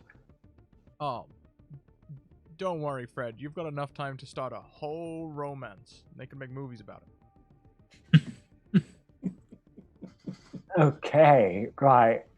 What are movies? Okay, but enough of that. This is the dumbest thing ever. If what you're saying is really true, I don't believe that it's going to be true, but if it turns out to be true, Well, it'll kind of suck to be you if it turns out to be true and you didn't listen, you know? I mean, I'm just saying, maybe just check out one of those lifeboats. Just make sure you got yourself way off. Or anyone that you care about, I guess. At that point, Ari comes back over your comm. Ari, what do you tell Elwood? That you have the information? Yes, I'll relay to him all the little bits I overheard. Like, for one, it seems like you're definitely giving them a hard time, which, yay, whoopee, good on you. I mean, obviously. But, ooh, it seems like they're coming, and then she'll... Tell him about the details of like coming from the other direction on the bridge or down the tunnel. It was, yes, the tunnel, as well as the serial code for their computer system. What little he'll be able to do with that, we don't know, but she'll be able to. Well, do you something can use her you end. can use the code to hack their comms if you'd like. He can't use the code, but you could tell him that they were in the year 2029 if you'd like. Yes, July 2029. You're in July 2029. July 2029. Interesting. That's where I vacation. Unfortunately, I think you're having some intercom issues, Elwood. Sorry.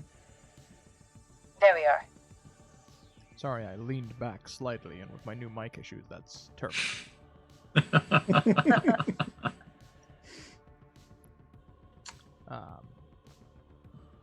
But it looks like July 2029 is the date we need to worry about.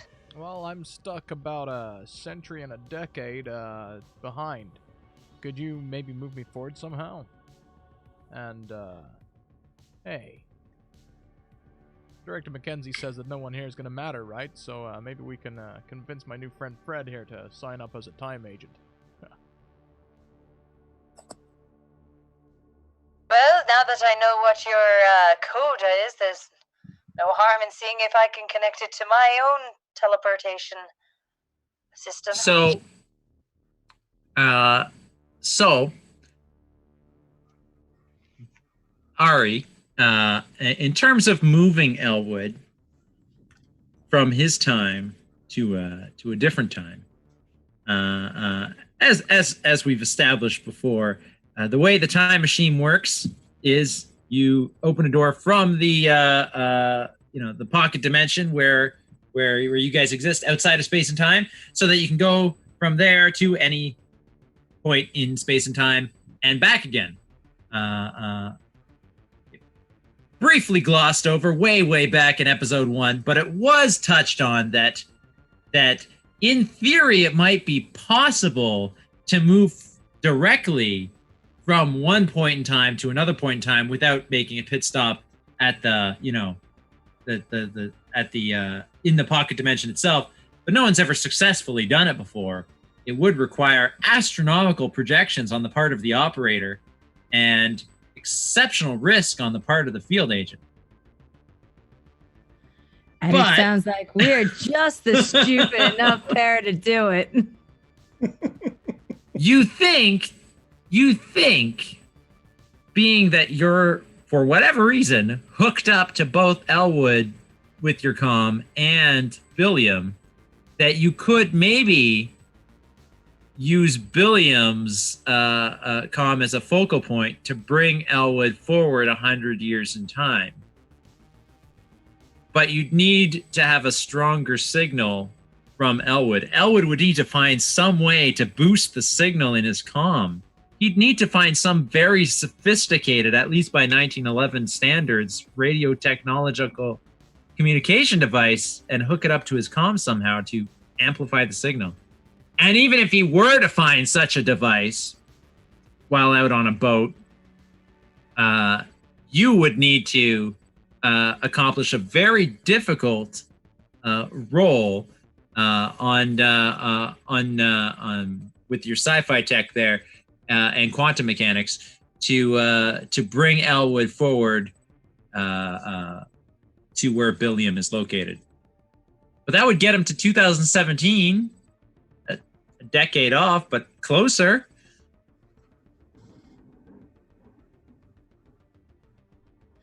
You know what? I'll it were use my possible. auto success. I can use my auto success possibly, and You certainly could. Elwood would still need to find some way to amplify his own signal first.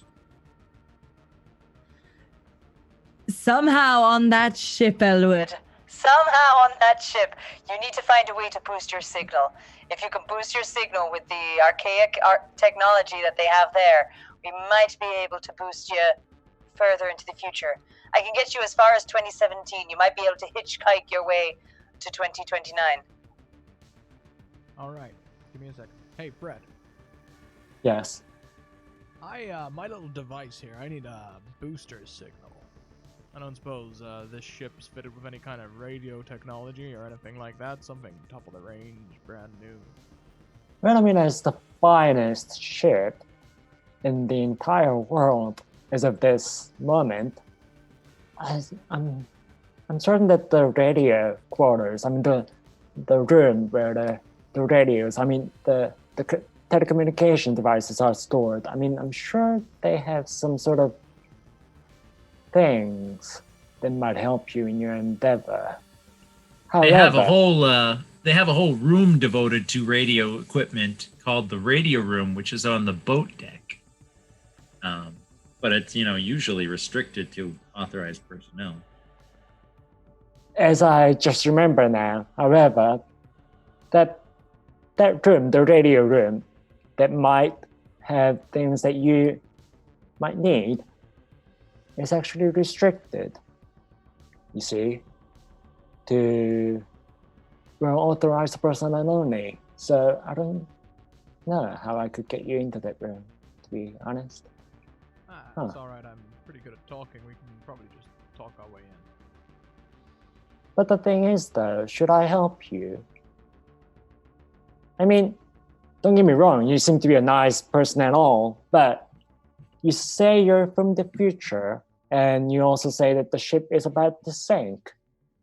We just launched. Should I help you in your endeavor? Would that be in any other way influencing how the outcome is? We could certainly try and do something about your outcome at least. Hey, maybe this will help. And I'm going to reach into my pocket, and I'd like to take one of them dollar bills that I got from the very first episode when we were in the Prohibition period. And you got like $80 bills from that, and you still had a few, I'm sure. Yeah. Those were from 1974. Yeah, so if it's got like a minting date on it, I'm just going to pass it to Fred. Check that out. Okay. Right. Brett, are you saying you're only going to help him if he saves your life from the ship? Is that what you were saying? No. Or Ian, not Brett? Brett? Well, out of character, I'm a bit okay in the character now. Okay, I'm not saying that I'm going to help him only if he saves my life, but I am worried that the ship is about to sink, even though we just got out of the port, and I'm wondering if by helping him, I'll be helping the ship to sink in some sort of way. In a way, I'm in a bit of a conundrum here. But as I'm handed this banknote, the $1 bill, you say, from the 74, as I look at the bill and look at the minted date on it, I see that now that he may not have been kidding, or he may actually be telling the truth. And I'm just going to spend at least one more minute wondering about it, wondering if I should help him. a minute passes, and I say, right, okay, that sort of proves it. How do we get you into that room? Just show me where it is. That's a good question, and one we will answer when we come back from a 5-minute break. So everyone, we're going to take a 5-minute break. Do as we do. Get up, stretch your legs, get yourself a drink or a bio, do all the things that make you human. And we'll be back in 5 minutes with more Step into the Quantum. Be right back.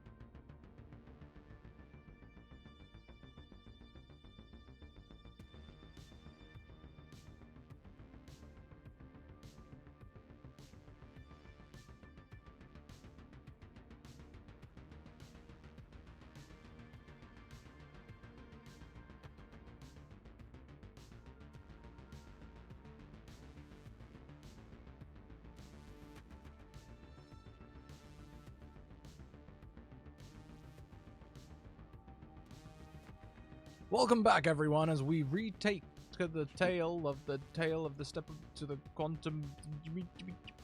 Welcome back, everyone. We're back. Let's carry on playing. See that temporal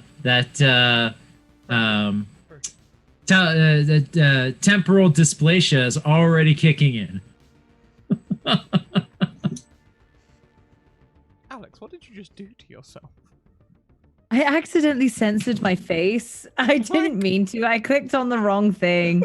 I'm like, dang, let's just get rid of this, you know? Like you've gone to criminal camera feed. Like, yeah, I was like, wait, that's an option? Like,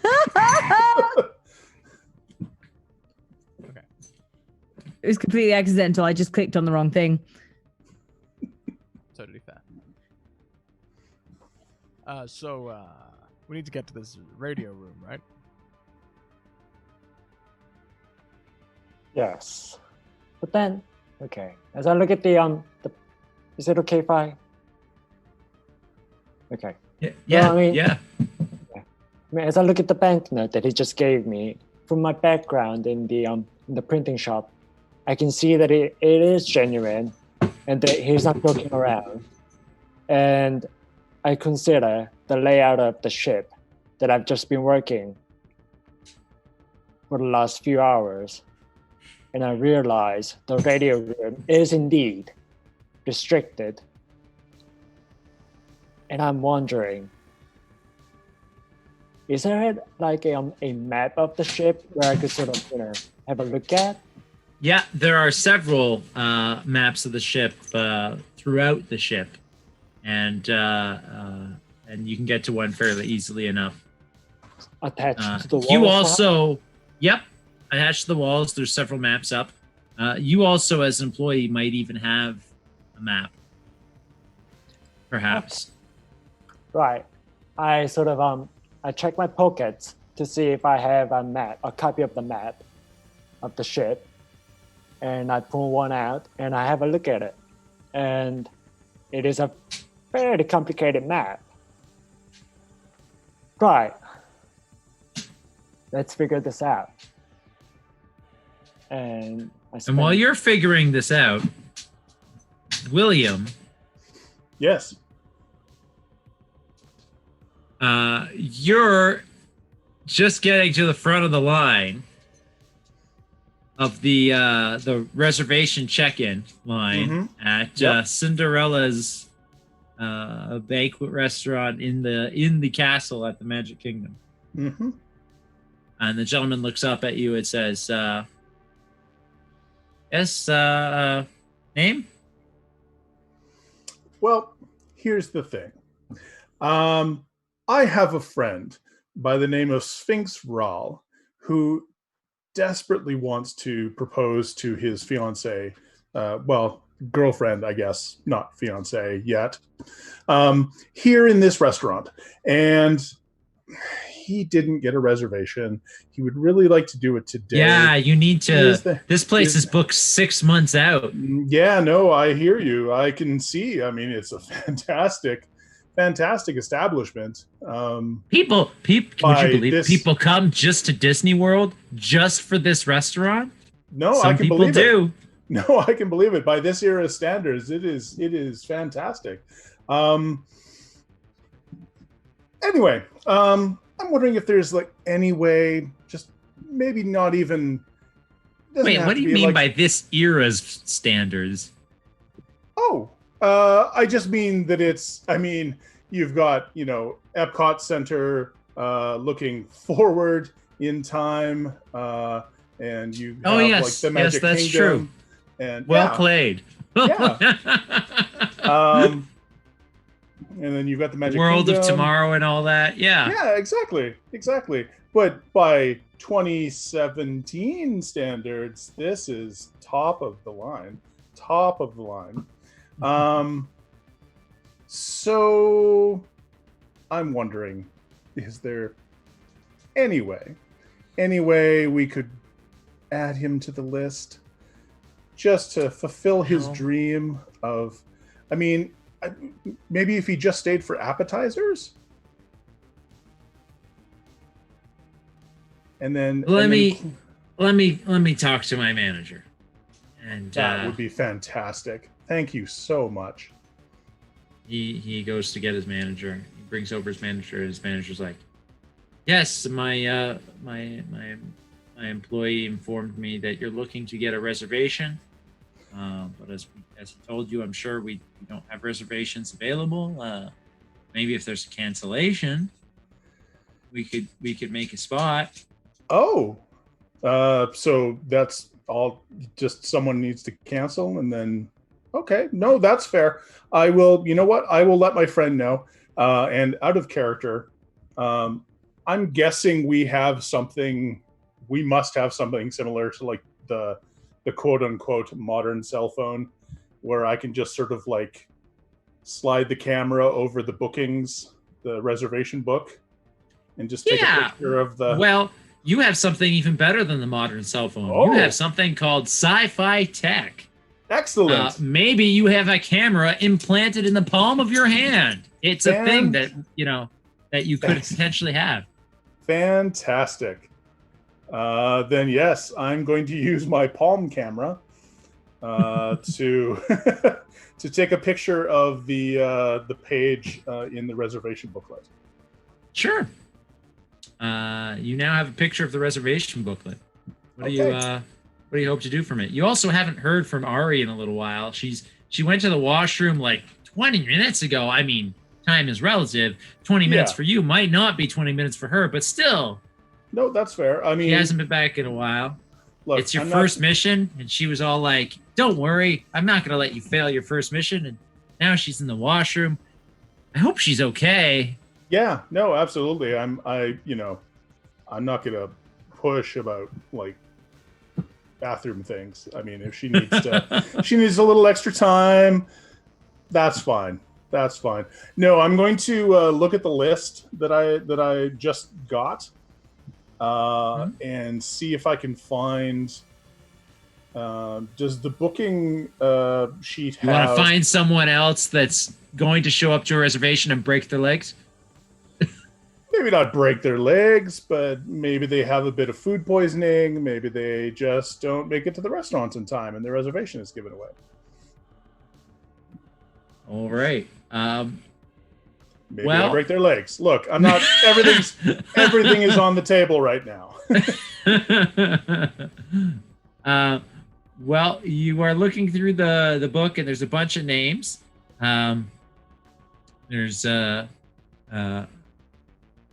It's very difficult to tell, necessarily what name belongs to what group, but you do see people lining up in the reservation check-in line. Mm-hmm. You could potentially use the pictures you've taken to try to identify some of them. Sure. Do I have access to like some sort of database, or is that normally through? Would that be through Ari has access to a historical database? Well, I mean, I'm just giving Ari. Ari has you muted right now. So we're gonna go over to what Ari's doing, talking on a different channel to Elwood.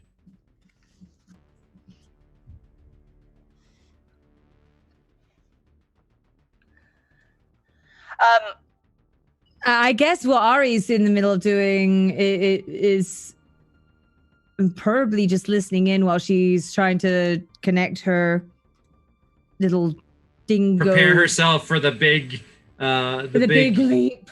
The big leap that she's about to make Elwood do. Yes, exactly. So she's going to be taking that serial code and making sure that she has synced that serial code with her serial code so that nothing's going to get crossed. Just like, how with your PlayStation, if you plug it in with another one, then it pops up and on any PlayStation. Kind of like that. It's basically like that with the machine. She's registering it to the different serial code. And Fred and Elwood, you guys have found on the map the location of the radio room. Yes. What do you What do you plan to do? So, Well, I mean, Elwood, that's your name, yes? yeah, that's my name. That's my real name. I usually travel under a fake alias, but, you know, close time. lived and Right. all Okay. I can work with that. Look, this is the map that we have of this entire ship. We can hear all the people walking around, yes? I mean, it is a busy place to be. that. Yeah, I appreciate that. That's true. I think one thing we could try is just walking up to the room and just knocking on the door. Maybe that's option one, and just telling them that we have an emergency whereby we require the radio room to be ours just for a few seconds. I mean, that's a polite way of doing things, yes? I totally agree. Yep. Knock on the door, get access to the room. And everybody's happy, yes? Everyone's happy. Like, yep. Everyone is happy for at least 20 For a minutes. while, yes. The second option will get us into the room a bit quicker than the first option. But it will require us to be a bit more out and about, shall we say. We won't be knocking on doors. We will be actually asking. I mean, I suppose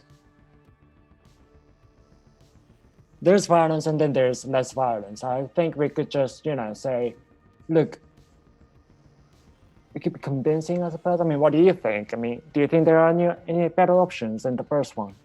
Well, I mean, honestly, my thought is with the first option of us knocking, if they don't seem to want to let us in, but they do open the door, then violence is also an option then, we don't could have still to be lean on scared. it. But, Once the door is open, violence is always an option. all we really need to do is get that... Is there a, like, I mean, we a fire could still alarm or be- anything on this ship? There is, but then it is the best ship in the entire world. I mean, we don't really consider hazards or accidents happening on this ship. I mean, we don't even have that many lifeboats, for heaven's sake. Gosh, fire alarms, yes, functional, maybe. Fire alarms. The beauty of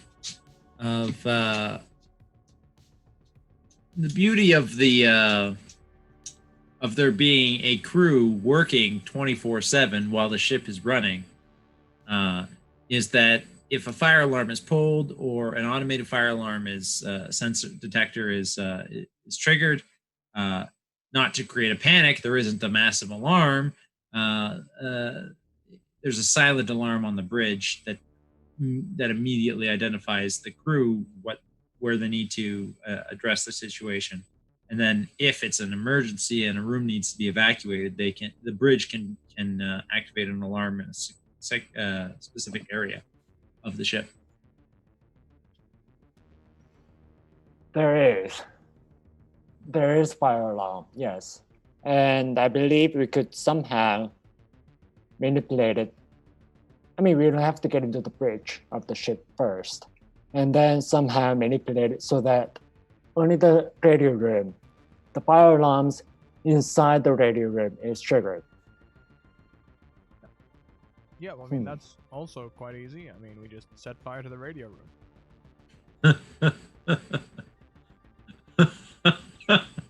I like the way you think. It's obvious when you think about it. You want the fire alarm to go off in a room, just set fire to the room. Blimey, that wasn't okay. Yes. The It's door maybe obvious. would- Yes. Oh wow. I mean, that will also burn down the equipment you're trying to get Yes. to. We only need it for a couple of minutes. Not for a couple of minutes. I mean, I suppose it could be a localized fire then, sort of a still fire. Okay, right. Okay, right. Okay. That's something So to think we should about. go about doing that option then instead of the first one. I mean, okay, right. We could try both. We can try knocking first, and then a localized fire afterwards. The nice thing about fire is how controllable it is.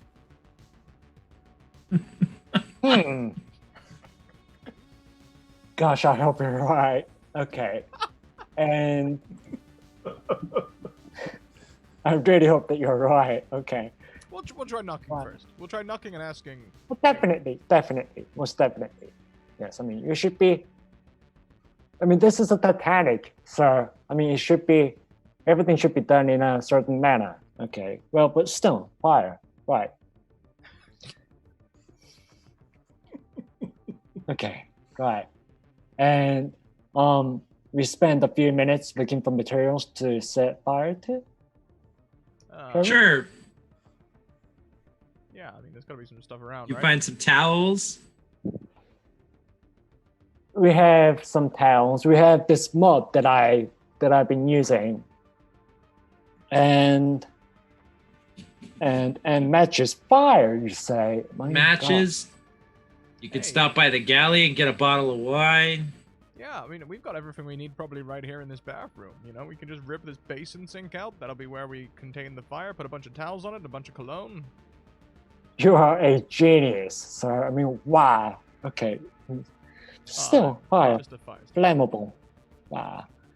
Localized fire. Okay. And I keep, thinking about this fire as I, Well, as not I'm... first, obviously, but it's plan B.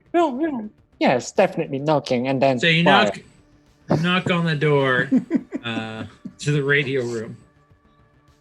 Okay. The door opens. A man opens the door, and it's like, yeah.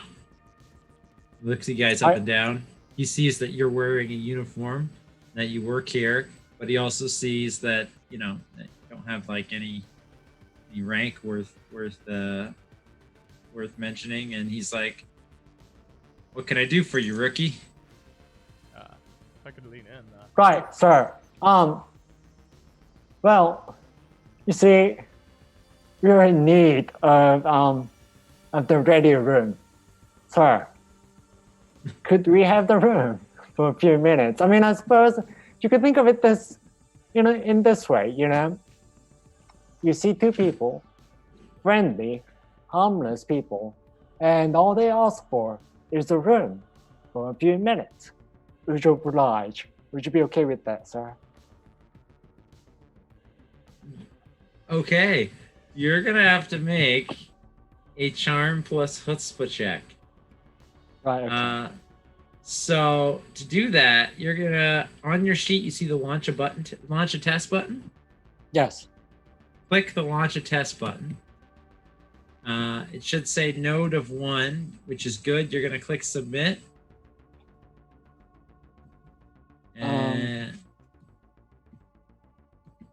And then when it asks you if you want to add dice, you say no, and then you click submit again.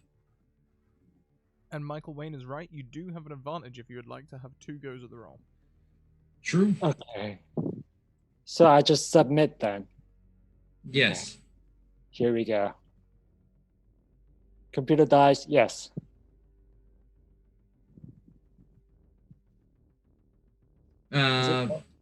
Yeah. So. Oh.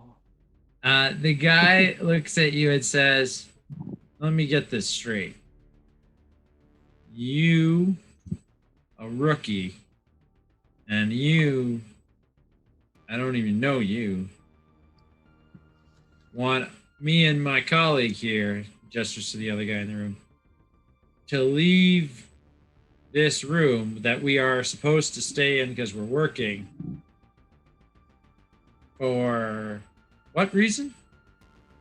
Look, if I may, You could see if this as we just need a part of the tourism, that we Titanic could provide for future guests, sort of a test run, to see how the greater room works. And you can see this another way, like you see two fellas that could potentially be saving everyone. This is just a hypothetical scenario, so. Saving everyone from what? a hypothetical rock. You have You know, something a on your big shirt. rock. And as I point at his shirt, I'm gonna make a melee check against him. Go for it. Melee plus violence. I was wondering how much of this Elwood would listen to you before he'd just be like, Okay. I have a shadow me to catch up to. You guys are in my way. Here's 5 successes. Wow, 5 successes. Elwood, you knock both of the guys in the radio room out twice each, and you even still have an extra leftover knockout that you spend on the mop.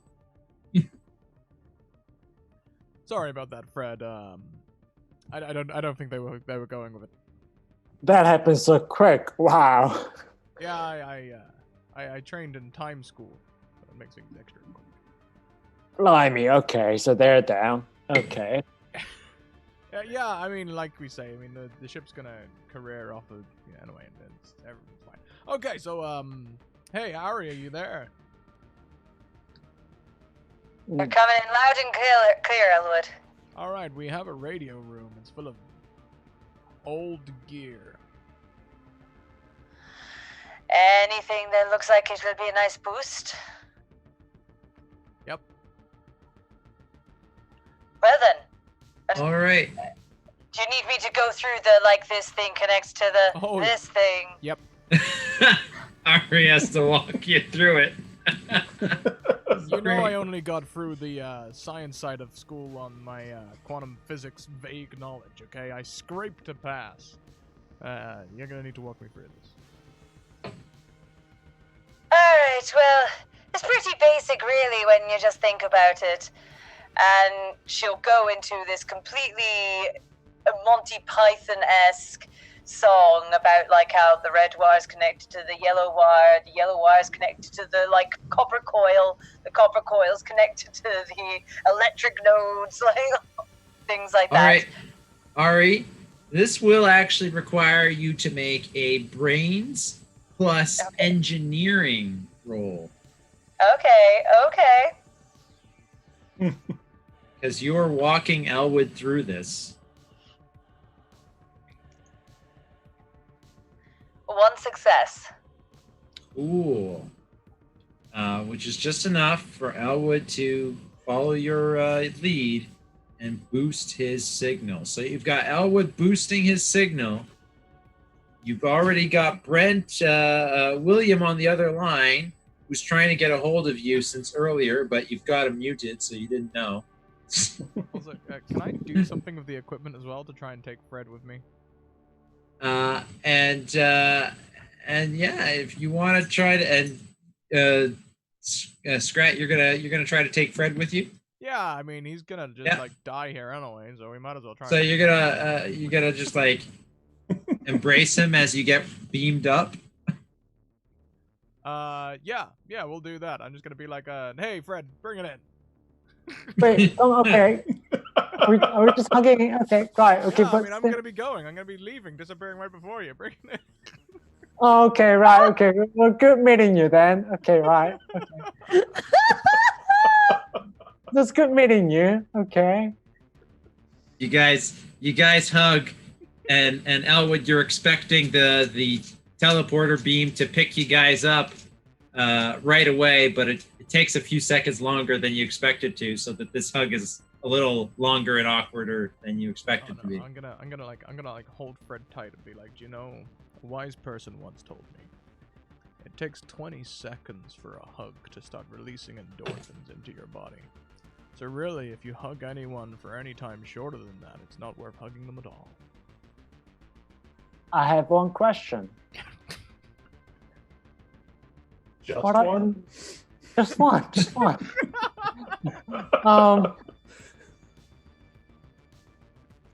What are endorphins?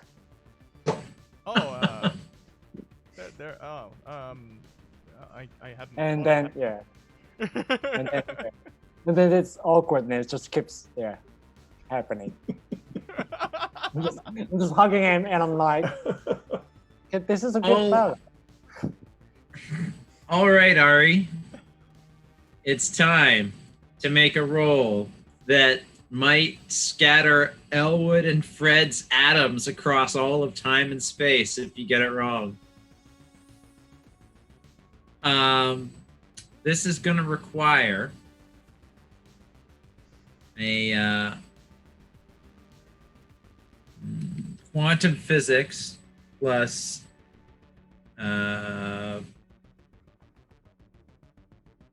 quantum physics plus brains check.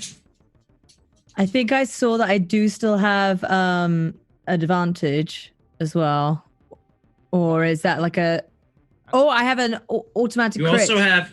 You also have auto successes. I will use an auto success on this one.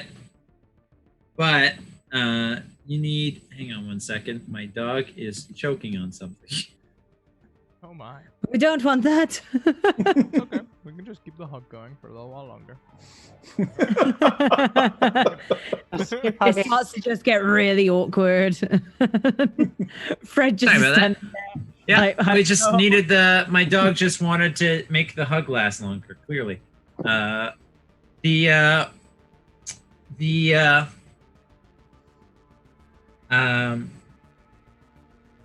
was that? Yes. So auto success. Here's the thing. This is a challenging roll. It's going to require 3 successes. So I'll say an auto success clears you for one of those successes, making it an easier roll. Okay. So I'll use then one of my auto successes and an advantage to try and hopefully make this roll work. Sure. You also have 1 point of moxie left if you want to burn it.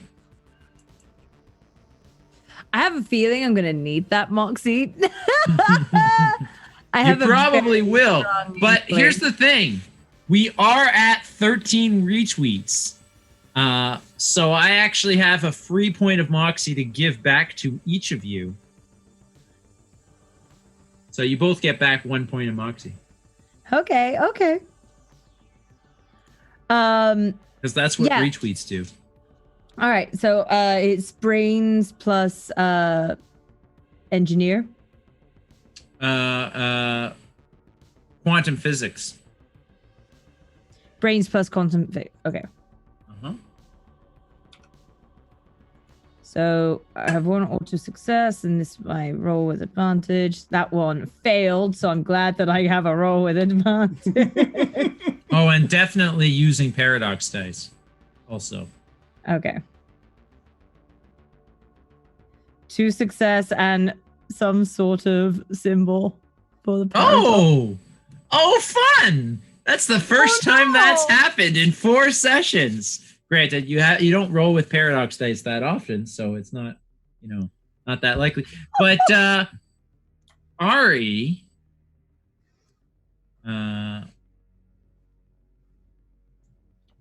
and Elwood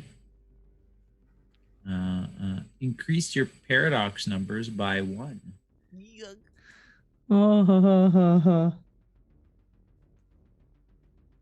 Whatever that does. Something. But 2 successes is all you need because you used an auto success to reduce your necessary successes from 3 to 2.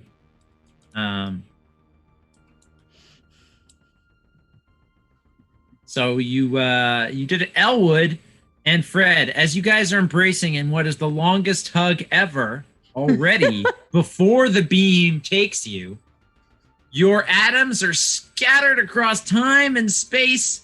And for a second, in the moment of a fraction of a second, you experience a 1,000-year-long hug. What's happening? You're a really good hugger. Only to then appear right in the middle of a fountain at Disney World in 2017.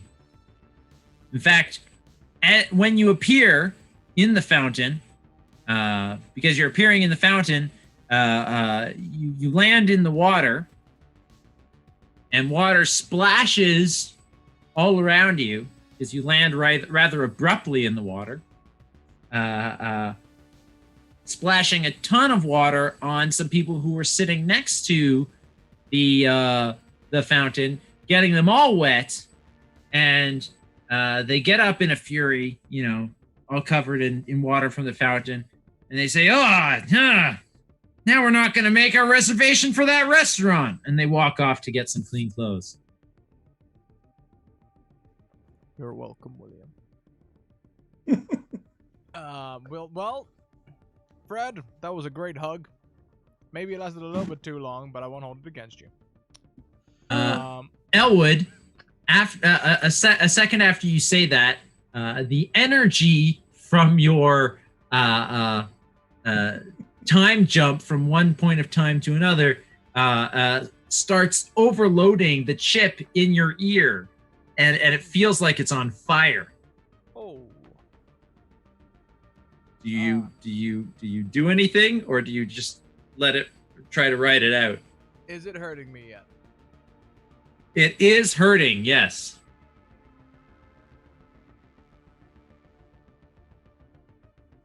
I'm gonna try and write it out for just like one message and be like, Ari, can you hear me? All right. In that case, if you're gonna try to write it out, make me a what kind of roll would I require this to be?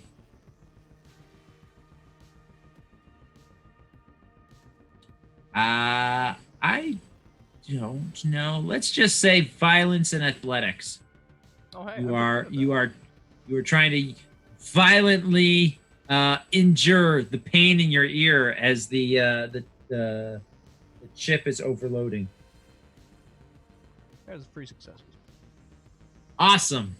It does electrocute you a little bit, and you're standing in a puddle of water, so you are hurt from that. Just leave but- that box ticked, I think, every week. You might have to, but after it overloads, it seems to also it seems to reset itself, and it seems to reset itself, and it seems to be tapped in to some new functions that you definitely didn't have before. It seems like because you survived this crazy time jump that you shouldn't have been able to survive, your comm piece now can, on its own, tap into the time machine and open up portals for you.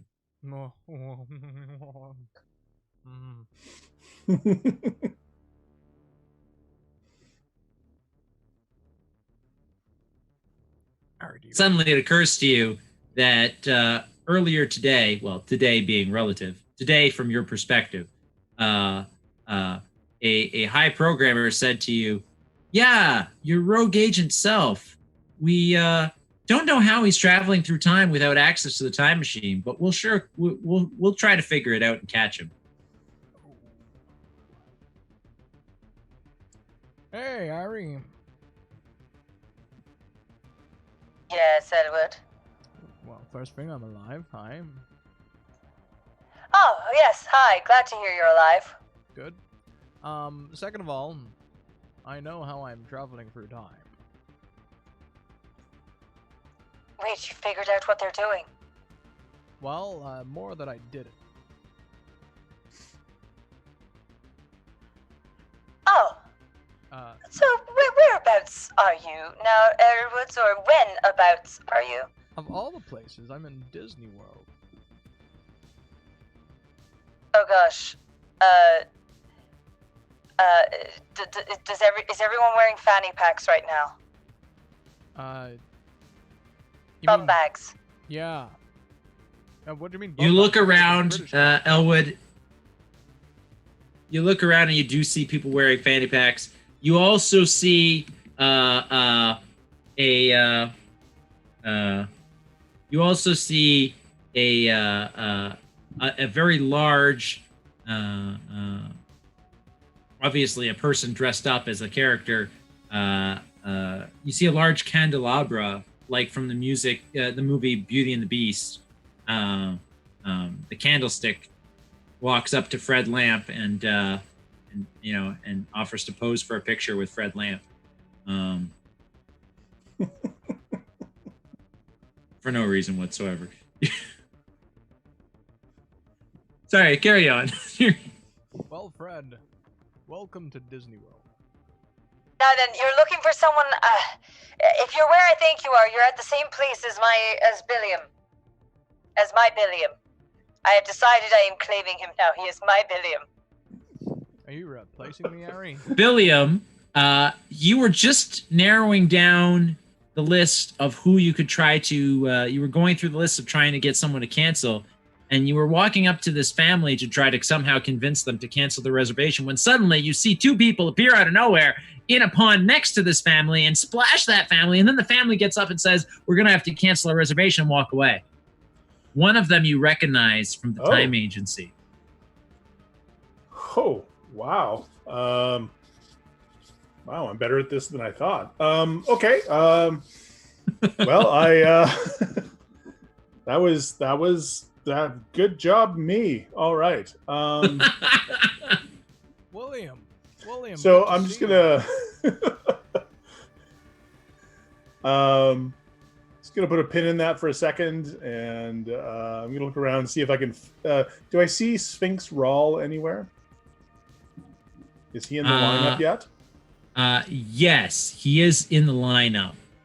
Good. The lineup being back there, the fountain being over there. Mm-hmm. Okay. So I am going to. You probably have time. The lineup's Sure. moving slowly. You probably have Okay. time to do something before you go back and take care of business. Sure. Basically, I just want to make sure, check to see what time their reservation was, and when I've dealt with. You have a picture of the book, so you have their names and the times of the reservation on that, Good. that picture. Then I'm going to go find out why there's a time agent hugging someone in a fountain. William, hi. Good to see you. Hi, Elwood? Yeah, how did you? Good. Hey, William, meet Fred. Fred's also new. Very new. Fred! He's from the good. Titanic, believe it or not. And, just gonna step behind Fred and be like, "Ooh." Oh! How are Well, you doing? Yes. How are you? Gosh. yeah. This is water that we're sitting in. We're standing in. Okay, right. Yeah. Oh, hold on a second, Fred. Smile. And as Lumiere is sort of trying to loom in there, I'll just quickly snap a picture. Of course. All right. Fred Lamp and Lumiere. Yeah, and I'll give thumbs up to Lumiere and welcome to 2017. I'm sorry. 2017. Oh, no need to apologize. 2017. You say? Mhm. So that That's would why I was be. not kidding. Wow. That's wow. That's like 106 years. You just jumped. Oh, Yeah, that's a big jump. that must be. 2017. I'm feeling quite dizzy at the moment. Wow. Yeah, I'm surprised you're not puking. Okay. I'm surprised as well. I mean, wow. I'm Well, sure it's all an endorphin that we just got from the hugs that's keeping me from puking, but still. Yeah. all those endorphins from the, Elwood said something about 20 seconds, and it was like 20 seconds several times over. So maybe all those endorphins kept you from puking. Yeah, Indeed. I mean- The clasp of friends. Indeed. I mean, I feel so, safe at the moment, even though I just jumped Time travel? Wow. Yeah, no, Yeah. that's great. That'll probably change in a second. So why don't you step out of the fountain, and maybe just have his. Yeah, sorry, Elwood. Yeah. No, it's good. This guy Fred here, I followed my gut. This is a jump, no training. Not beauty. Oh, I'm telling well, you, that- it's gonna be the next big thing. excellent. Well, yeah, I don't know how you pulled it off, but you're lucky that following is all you did with your gut. Oh, hey, aren't you looking for that guy? Oh, yeah, sorry, just one moment. As William turns, I'm gonna try and create a portal. You're gonna try to what? Create a portal with the Yeah, I wanna go. 2029? Oh wait, that sounds bad. I wanna go and hunt myself. Yeah, I mean it's not. Okay. Yeah. Yeah.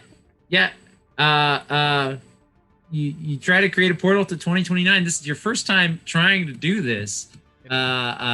So it's going to require a check. Let's say a mechanics and quantum physics check, I have a total of 1 dice in that. which is more than none. But I'll tell you what I'm gonna do. I'm gonna spend What? 2 moxie. Oh boy. Like, you got a whole ton of moxie. I got loads of moxie. I'm gonna use 2, and I'm gonna burn an advantage as well. Okay. I don't know what I just deleted. Hope all that is them OBS fields.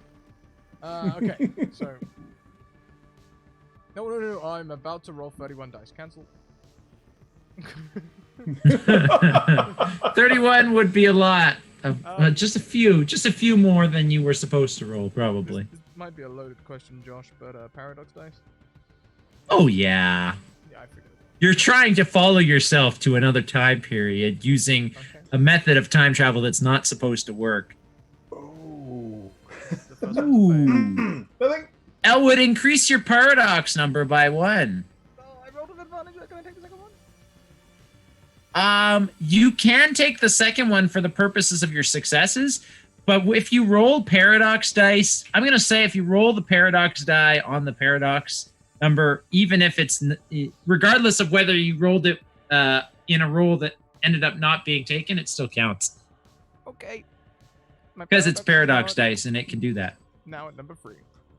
Number 3. Look at it climb up there. Well, Yeah, it suddenly just jumped up this episode. I wonder yeah, what that yeah. does. Okay. Well, you did it though. You opened a portal to somewhere. You're not sure if it's 2029 or anywhere in the right area, but it's you opened a portal.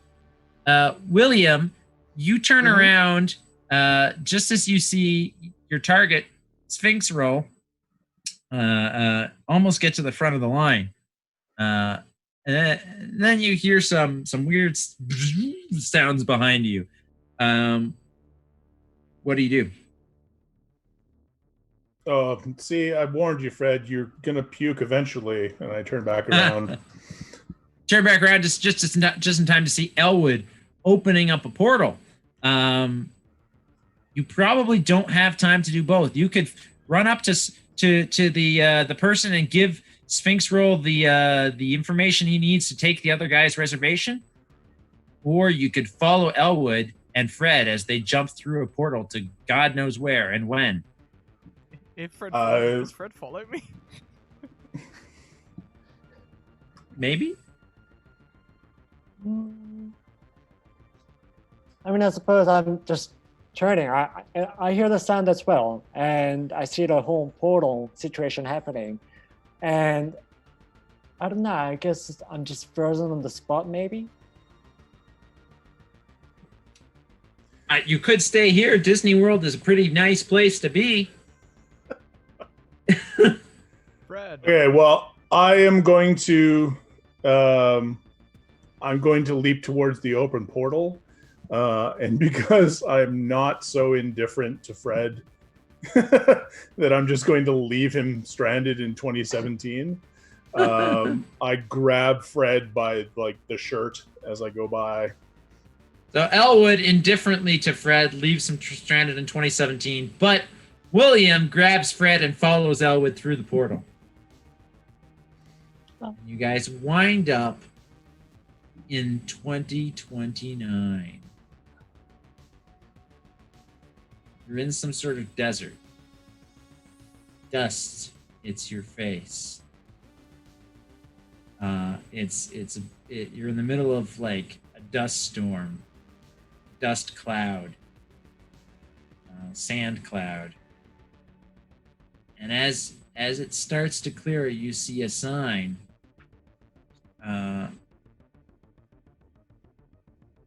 That says Nevada.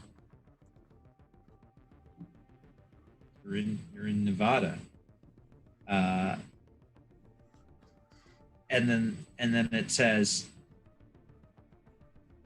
NASA Alpha Complex, 2 miles. Elwood, you've heard about this place before. In fact, on your last mission, you met someone who worked at that building.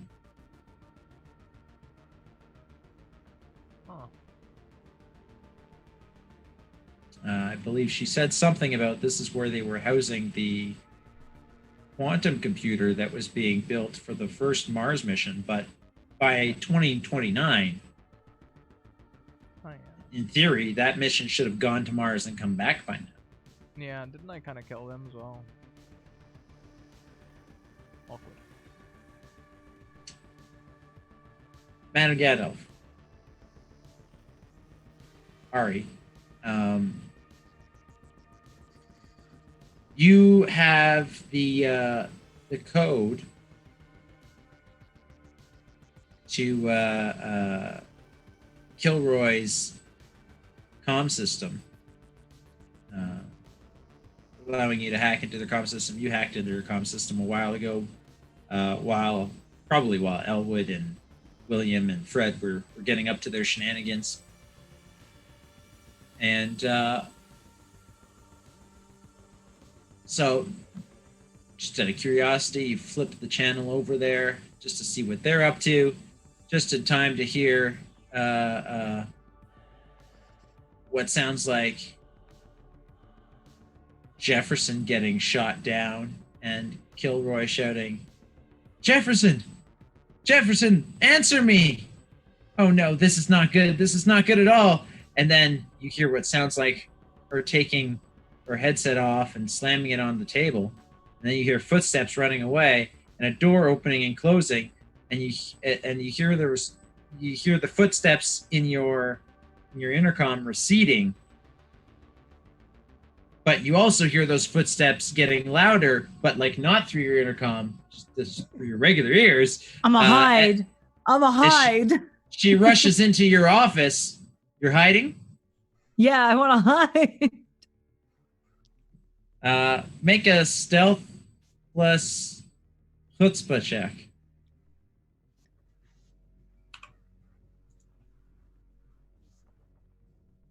Two successes. Oh boy. So you hide under the desk.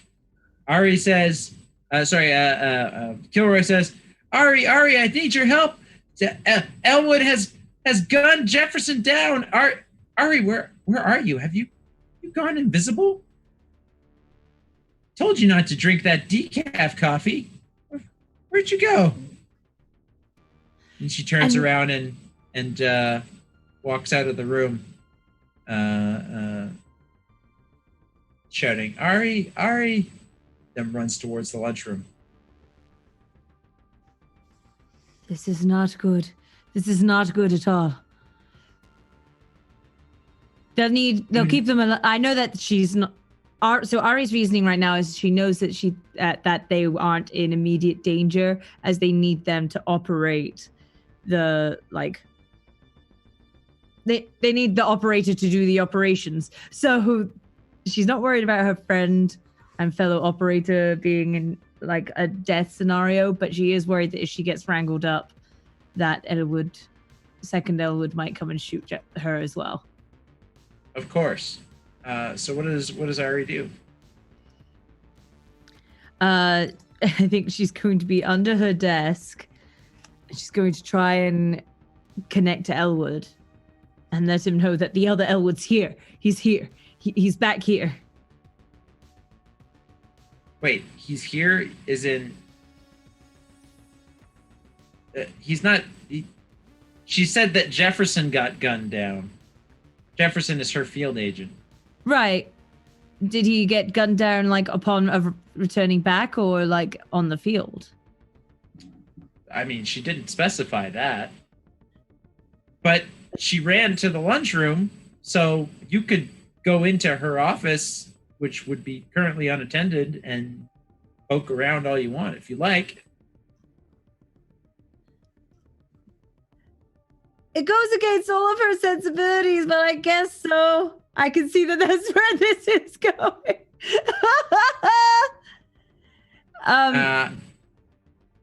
You rush into her room,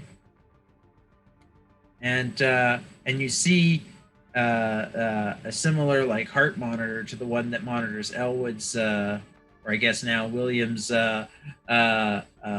vitals. That says Jefferson on the monitor, and it's flatlined. And on the camera, you see Jefferson on the camera. You know, it looks like he's dead, and it says, you know, July 2029, Alpha Complex, Nevada. All those details show up on a sign on the wall next to his probable corpse in the camera.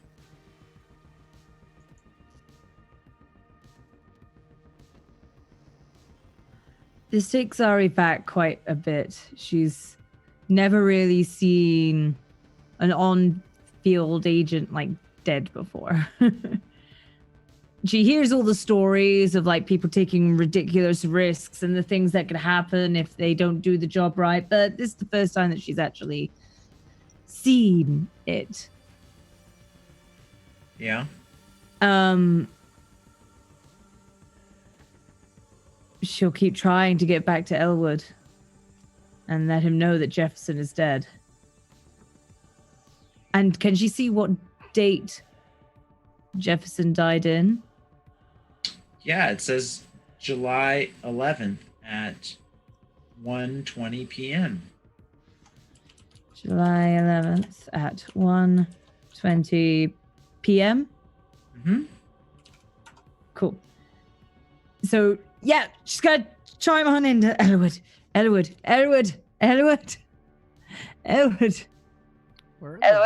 We're in the Nevada desert, if you could believe it, Harry. Me, Fred, and William, we're all setting up out here. We're going to build a sandcastle.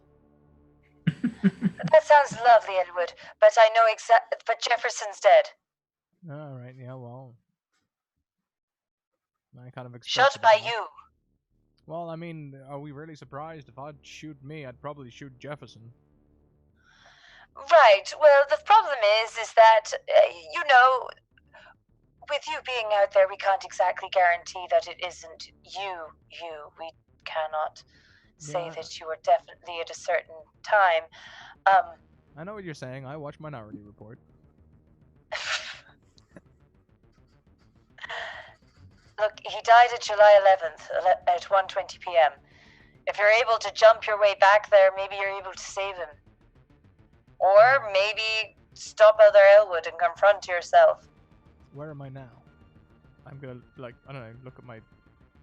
William, you've got one of them fancy data pads, right? I didn't bring any gear with me. They didn't let me bring anything. They were sending me on vacation. Oh, damn it. Yeah, sure. And I unzip my my bum bag, so and take out the data pad. And what date and time are we on? It says that it is July 11th, 10 a.m. Oh. 2029. Oh. Well, it says it's 10 in the morning, so... All right, yeah, Harry, we're here at 10 a.m., July 11th, 2029, so, You can stop it. You can meet yourself. You can find him. You can prevent this from happening. Yep. And you can confront yourself. No, hey, is that Ari?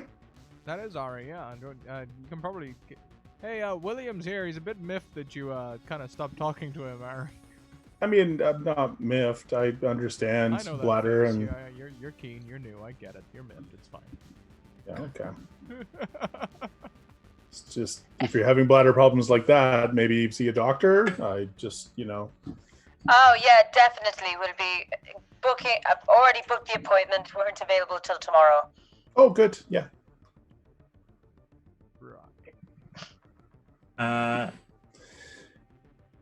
At that point, Director Mackenzie comes into the room, into Ari's room. And she walks up to Ari and she says, Ari, get back from your computer console right now, right this instant. What did I do this time? And she has a look at your computer console and she says, how do you explain this? He got lost. Disney World's a very big place. He got lost. It's William Lindsay's first mission, and somehow you jumped him forward 12 years? Well, these new folks, they try to make a name for themselves. They take on too much. His mission is aborted. We're bringing him back now. And she presses the abort button on the time machine, and the time portal opens up and swallows William back up. Fred, how close were you standing to William when this happened? I was very close to him. You were right next to him. That's right. Because you guys had just stepped through a portal together. So the time machine swallows William and Fred up and spits them both out in the room next to Ari. Director Mackenzie doesn't seem to realize that Elwood was there. She looks at William, and then she looks at Fred, and then she looks at Ari, and looks back at William, and she says, wait, what? How did you? Who is this? Where did you? You know what? I don't even want to know. Just fill out a report and have it on my desk in the morning. And no more crazy time jumps for you. You realize it's his first mission and you could have scattered his atoms across the multiverse? I throw up on the floor. Of course you do. Yep. The Director Mackenzie looks at you throwing up and says, I don't even know who this guy is, and he's throwing up on my floor. You better clean this up. And then she walks out of your office fuming. Yeah, I said that was going to happen. Ari, do you have like a wastebasket or a purse you don't need anymore? It's just like, well, something to contain the... I'm so sorry about this. I mean, gosh, where are we? Ivy, what's happening? The look of the hug. Oh my god. So technically, you're not any further forward in time than you were when we were in Disneyland, because where we are right now exists outside of time. So really, you're nowhere. Know when? Yeah, I didn't really do well in quantum physics class. I think you're hurting his head a little. Yeah, sorry. We are nowhere. I got a passing grade in quantum physics because I promised the instructor I would stop asking questions. Quantum. I mean, and I throw up again, and I'm just, really... Yeah. Nope, better out than in. Poor disoriented Fred throws up twice. He's now had quite a day, but fortunately, despite being shunted through time 3 times, poor fella, he, despite those terrible things, he, probably as a result of those things, survived the Titanic, which is astonishing. because most people don't. William, William can take him aside and says, "Come on, bud, I'll show you. I'll get you acclimated to, like William might be a new, young, fresh green time agent, but standing next to Fred, he feels like he's a pro, and that makes up for everything William went through today, and failing his first mission. Yeah, and failing his first mission, exactly. So the two of them walk off. Probably, who knows what happens to them next? But I'm sure it's the beginning of an awesome buddy cop time romp comedy spinoff. Yep. That's probably what happened. Lamp and Lindsay. Meanwhile, Lamp and Lindsay, exactly. The headcanon accepted. There's somewhere in one of the multiverses, there's a comedy buddy cop spinoff of Step Into the Quantum featuring these two characters. Yeah.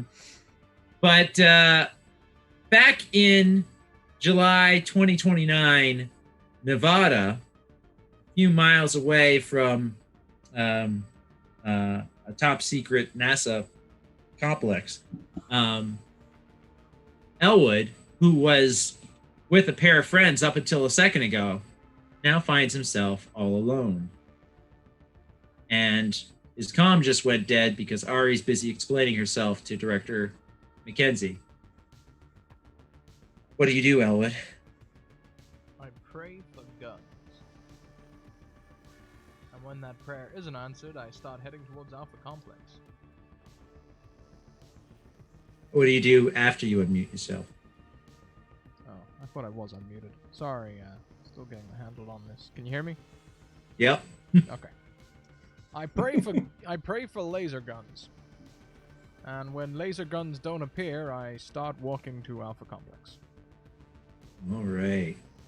Well, I'm sure the entire members of our audience and our cast are waited at bated breath to find out what happens when you get there. But for that, we will have to tune in to part 2 next week. Or not next week, because next week it's Christmas. So we're going to take a break, and the week after next, you're going to have to wait a little longer than usual to find out what happens to this story, this cliffhanger. Yeah, I have it running on the 31st, running on New Year's Eve. Yes, we are running on it. We will be ushering in the new year with a time travel stream. Perfect. I'm Joshua Barbeau. Follow me on Twitter at Joshua Barbeau, or join me in the Scratticus Discord channel to talk about this show or any other. That's my sign off. But did you guys have fun? What was your Ian? It was your favorite. It was your first session. Did you have fun? It was a grand old time. I had a blast. Thank you so much. Thank you so much for bringing Fred to life. What was your favorite part? Oh gosh, the favorite moment I believe was when I just threw up. You know what? That was my favorite moment too. When you threw up all over the future Ari's office floor. Yeah, that was perfect. I mean, the perfect end to the episode. Yeah, can you tell I'm a long hugger in real life? And also the whole time the best. Thank you so much. Well, thank you for joining us. It was a blast to have you. What about you, Brent? No, I had a great time. Thank you so much for having me on and letting me play a rookie time agent. That was a lot of fun. I especially enjoyed when you were talking to Ari while Mickey was talking to you, while Ari was talking to Elwood, while Elwood was talking to Fred, all at the same time. Yeah, but also all at different times. No, it was a good time. Yeah. It was a good time. I should have held the hug with Mickey for 20 seconds. It might not have been so awkward, but you know. Always whisper in the ear. Always whisper. Oh boy. So I've posted your Twitters on in the chat. Is there anything else that you guys would like to promote? This Saturday, I'm DMing over here on the Scratticus Academy at 7 p.m. Eastern, doing a D&D musical. So that's really exciting. What the heck? That's gonna be fun. I really hope my microphone's fixed by then because Alex got me to pick 4 songs yesterday.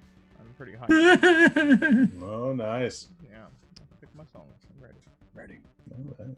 And yeah, so we'll be using Twitch Sings and playing D&D and bringing the two together in sort of an across the universe, Moulin Rouge, heck if you like it, Mamma Mia sort of way, with songs that you already know and are familiar with, but are put into our fantasy setting. With all bards. They're all bards. Every single person playing this is a bard. Of course, I wouldn't expect anything less. I wouldn't expect anything less. That would be it. It's going to be like the bard equivalent of that time where I played in a stream of Dragon Heist, where we were all rogues, all trying to rob those 500,000 gold pieces for ourselves. Sounds perfect. Sounds perfect. And Brett, I believe you were going to say something as well. Oh, was I? Yes. Yeah, if you follow back through my Twitter handle, you'll find a link to my renaissancegamer.ca, which is my website. I'm a freelance tabletop role-playing game editor as well. So if you are in the market for editing services, you can find all my stuff there. I'm doing a special right now where I'm trading donations to Extra Life until the end of the month for editing services. So you can help sick kids and get some editing for a very, very reasonable price. So yeah, it's renaissancegamer.ca.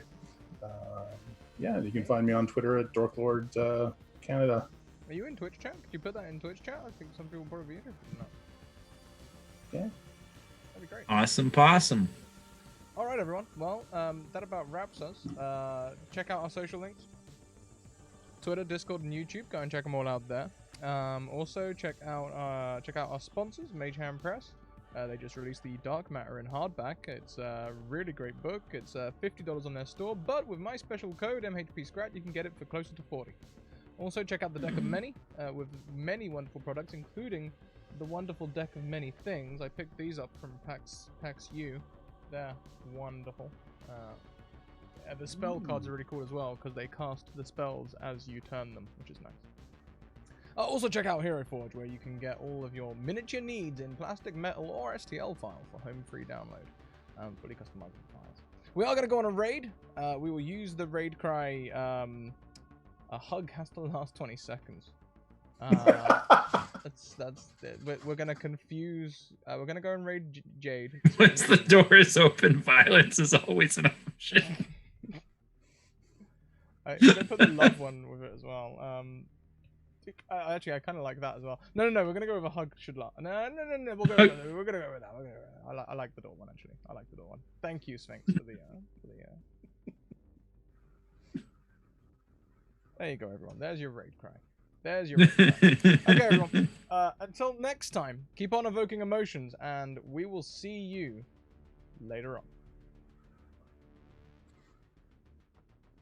I haven't pressed transition, have I? We'll see you later on. Pro streamer, good night.